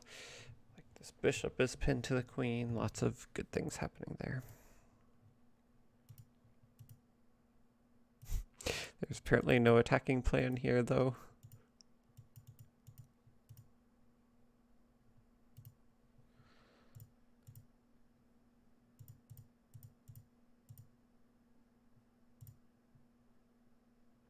Okay. So that is kind of interesting. Let's go ahead and look at that game. I know we're spending a lot of time on this one, but especially with the new opening, I kind of just want to see where things are at. Just kind of, we're still in learning mode more so than actually trying to climb or get a lot of games in. I do think getting a lot of games in can be good practice, but yeah, I think you have to find the right balance there.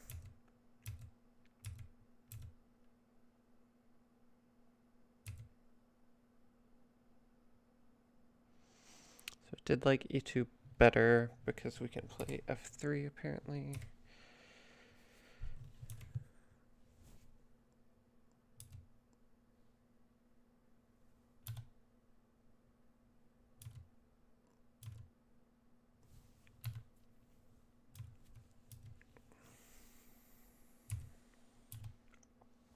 So yeah, d3 is better here because of the threat to play g3.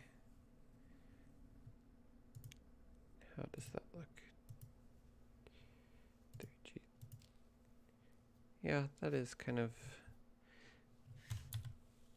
a tough queen. Okay.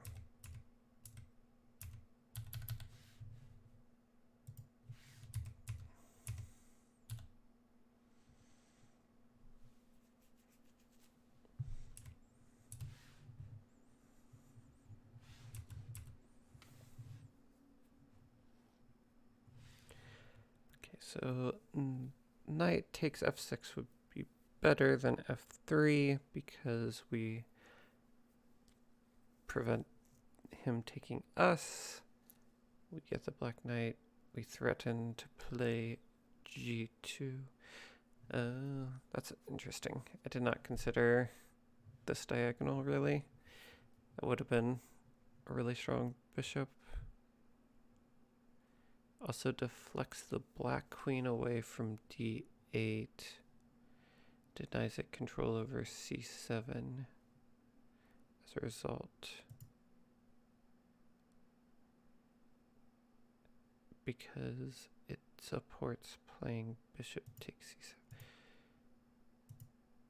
Queen takes. So we get here, and now the queen can't take because it's all the way over here. Makes sense. Whereas if it were here, it could take. Got it.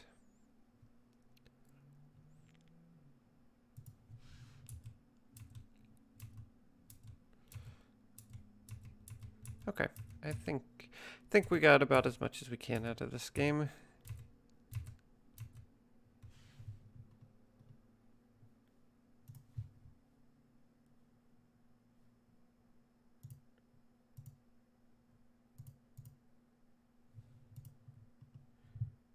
Let's see how things are going in the Anish Giri. And wait, who's he playing? Is it Wesley So? Forget who's playing who. Or is it Nepo? It's Nepo. Okay. Okay, so round 3 was a draw. Anything interesting happen?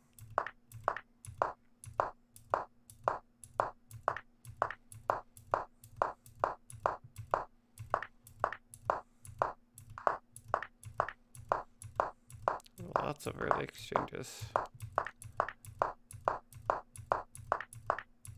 Wow. Okay. Anish just trading everything off and repetition into draw. Okay. Let's go ahead and pull up Hikaru's stream.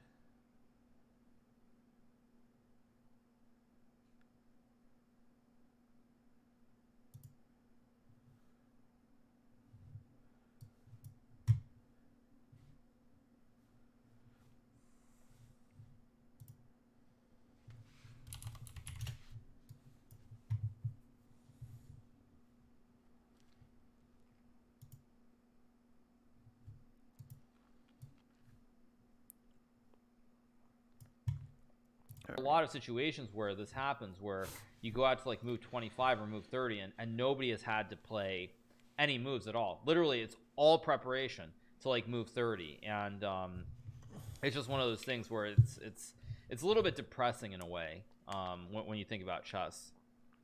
Yeah, this is the sad part of modern chess, that theory is so evolved that we get to see games like this indeed. 24 moves, and no human brain was required except for like memorizing and learning, Right, analyzing, right. learning the opening, but it's not the players performing on the board. It's Right. their I mean, engines it's and- it's not their fault, frankly, either. I mean, Exactly, everybody's using exactly. the computers and preparing the exact same way. yeah, So yeah, no, Yeah. I didn't mean to put any blame on the players. This is just how modern chess is, and that's why there are discussions about whether in the future shall we play also official random, shall we, what can change this in the future that right.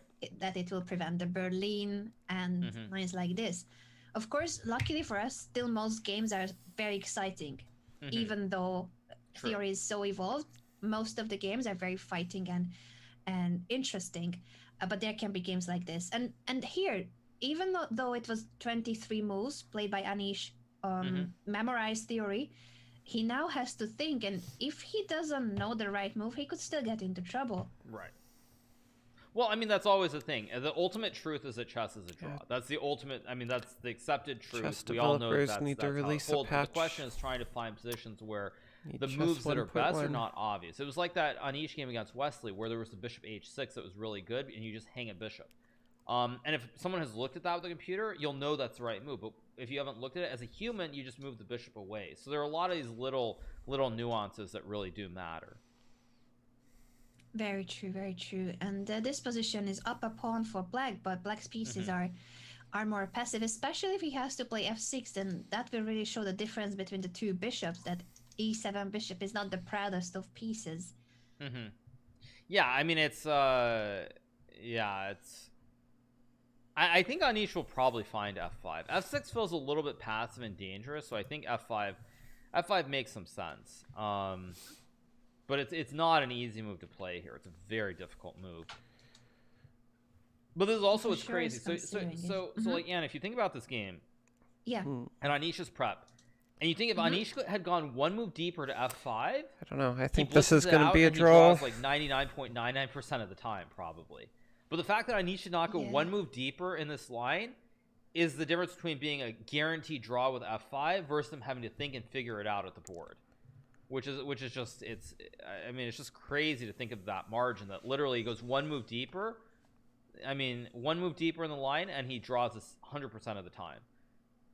Yeah, that's a really good point. That's the difference between when do you stop, and also, do you think that after h5 was there any other alternatives? That okay, he plays f5, but this possibly is after, King f3.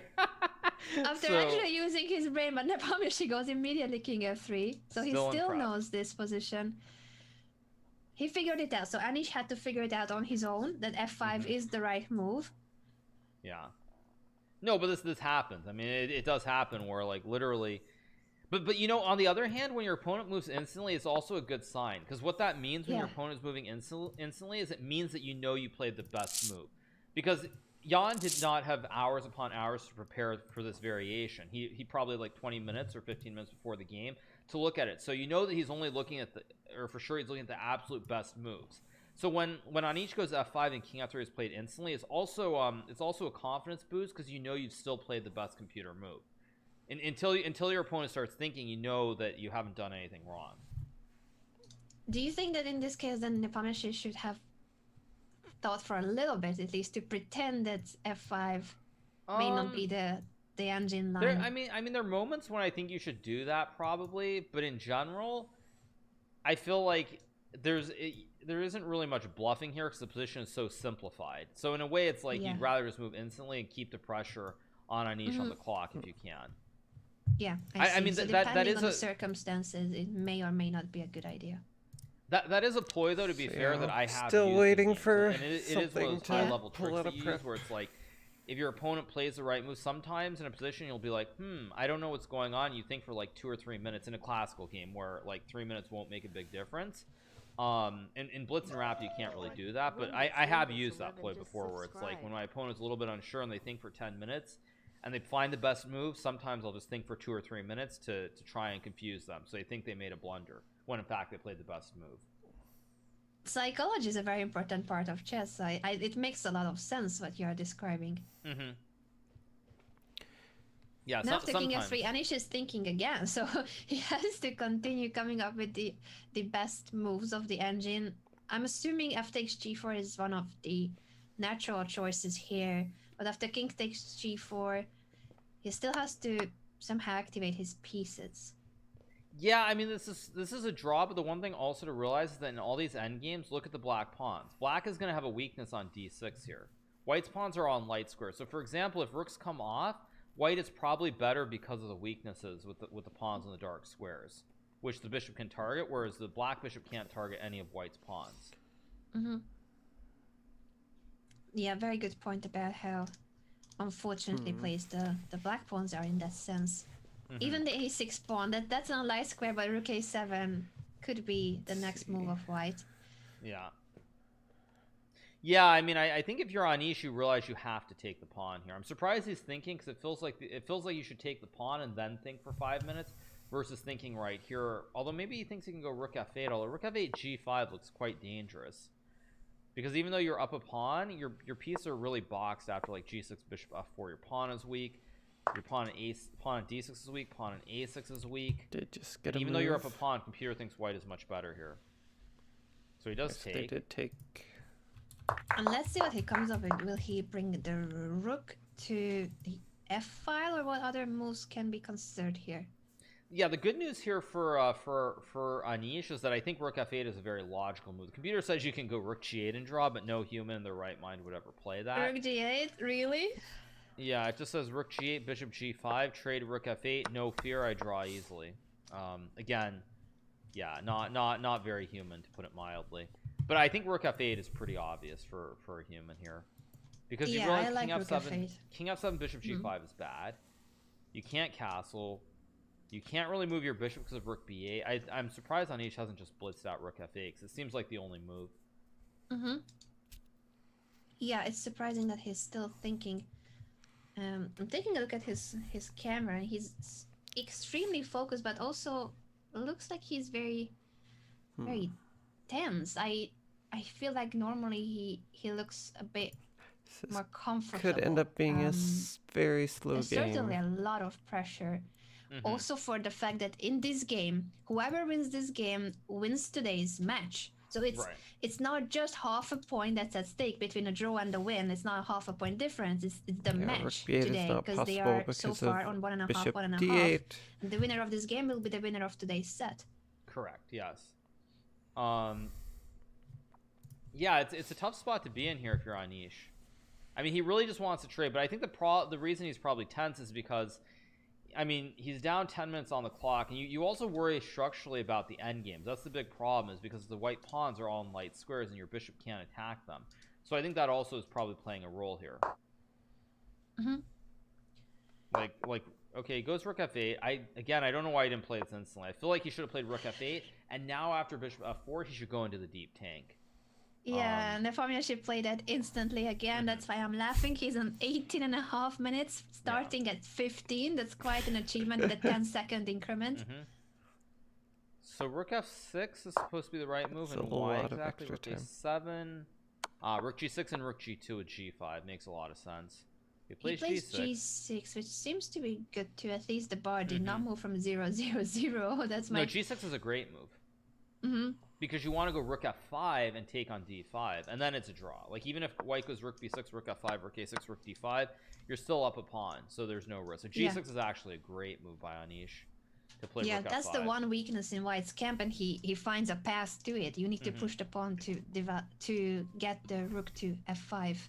Prepare for that move. First time I Jans like had to it. think I like that he played, all and also that he match. played it a lot faster, because there's a 10-minute time disadvantage, but it will not matter any longer since he has found the right setup. Yeah, and this is pretty much, I mean, for the most part, how modern day chess will function. Is you try to come up with some idea where you have really good computer preparation. You hope that at the board your opponent can't figure it out in terms of what the best moves are. And if they do, that's just life. You move on. But definitely Anish has survived this, and I think this is going to be a draw pretty soon now. Yeah, so if rook b6, the idea is rook f5, as Hikaru already mentioned. Bishop d6. You can lose this pawn or that pawn, but the d5 pawn is gone too. Yeah, just a draw. An extra pawn for Anish, but he's gonna lose both the d and a pawns most likely at rook b6. Any other moves that Nebamashi can consider here to keep the game going? I mean, bishop g5.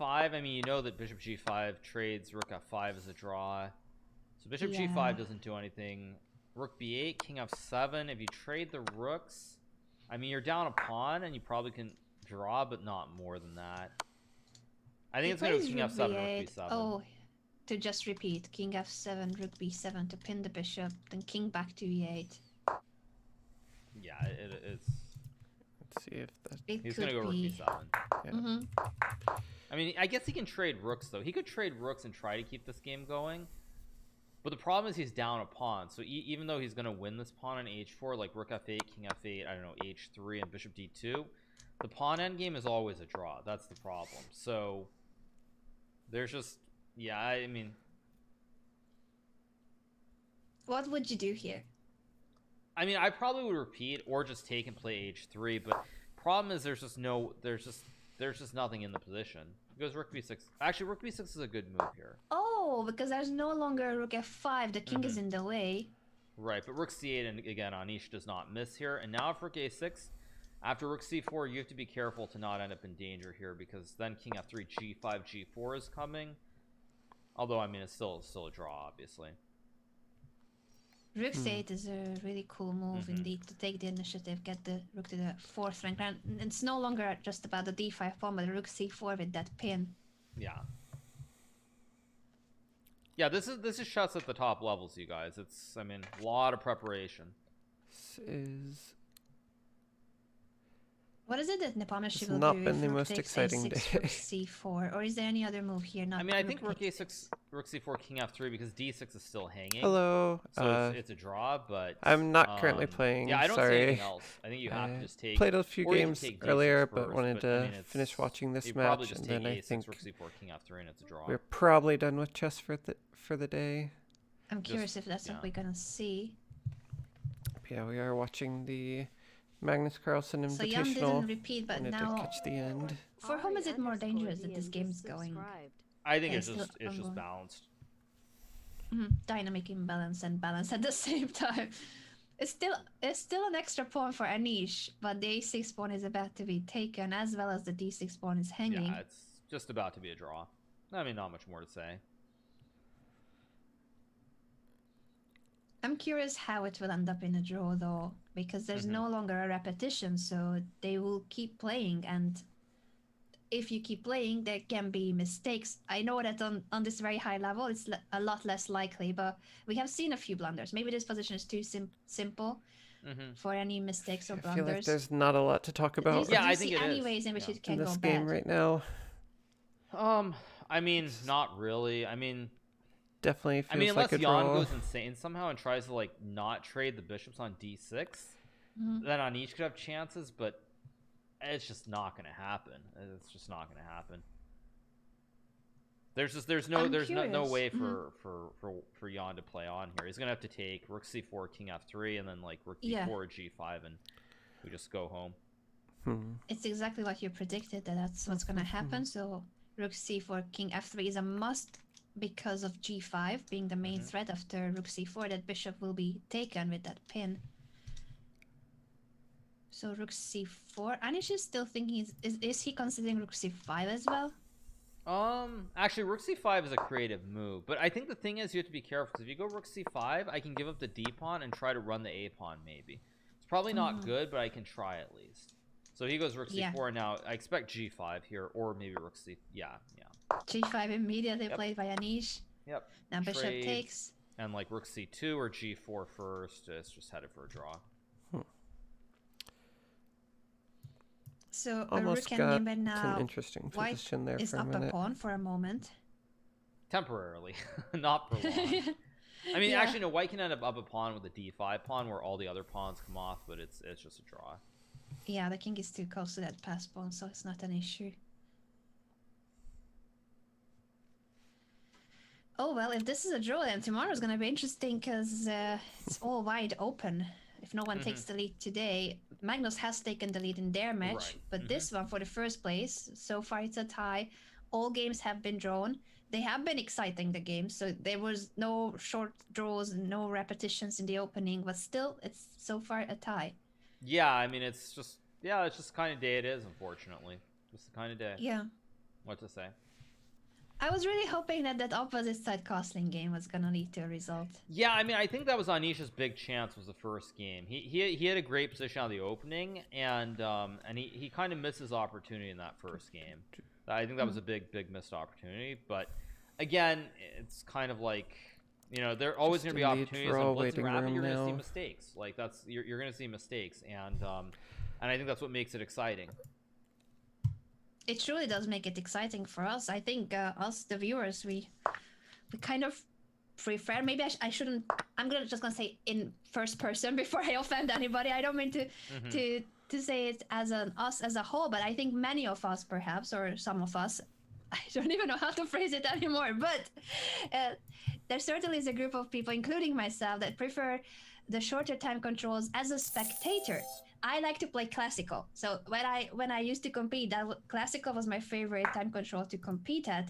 But as a spectator, I prefer the shorter time controls because it's faster action and there are more mistakes. Even when you guys play the top grandmasters in the world, you make more mistakes because there's less time, and that's interesting to see. Even you guys make mistakes when there's less time. Of course, more pressure.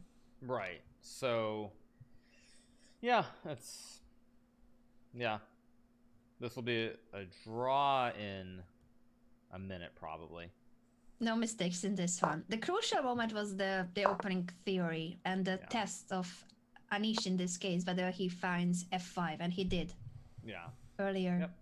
Rook takes a2 or rook h2. Yeah, just they'll probably play it down to kings, I'm guessing, but that is, I think, enough. Yeah, Okay. it's gonna be again two kings. and it's a draw. Yeah. It's Well, official. It's a that tie between is Anish Giri and Janja Palmeshin. The Tomorrow's mini match for today. Hopefully, get some more decisive games tomorrow. But that is going to be it for chess for me today. Hope you all had fun. We'll see if can hop on and maybe watch the mini match, get a few more games in tomorrow as well. But I think I am going to actually end a little bit early. But if you did not see, I am doing a bonus stream. We're going to be playing some tabletop games at 6:30 p.m. on 6:30 p.m. Central Time with a few other people. So have a fun little collab. Yeah, so that is the plan. Let me go ahead and come back to the full screen, but I am going to go ahead, take care of some personal things and make sure I get some dinner before that starts, because we'll probably be playing for a while. But yeah, I hope if you're enjoying the content, if you're interested in joining us for board game night, would love to have you there. It'll be 6:30 p.m. Central Time, which is 5:30 East Coast, 7:30 West Coast, or 8:30 West Coast. Right. Subtracted 2 from, or added to the wrong time zone. But yeah, either way, you can figure it out from there. Yeah, I hope to see you all there. But thank you all for joining, and talk to you all later tonight. Until then, goodbye.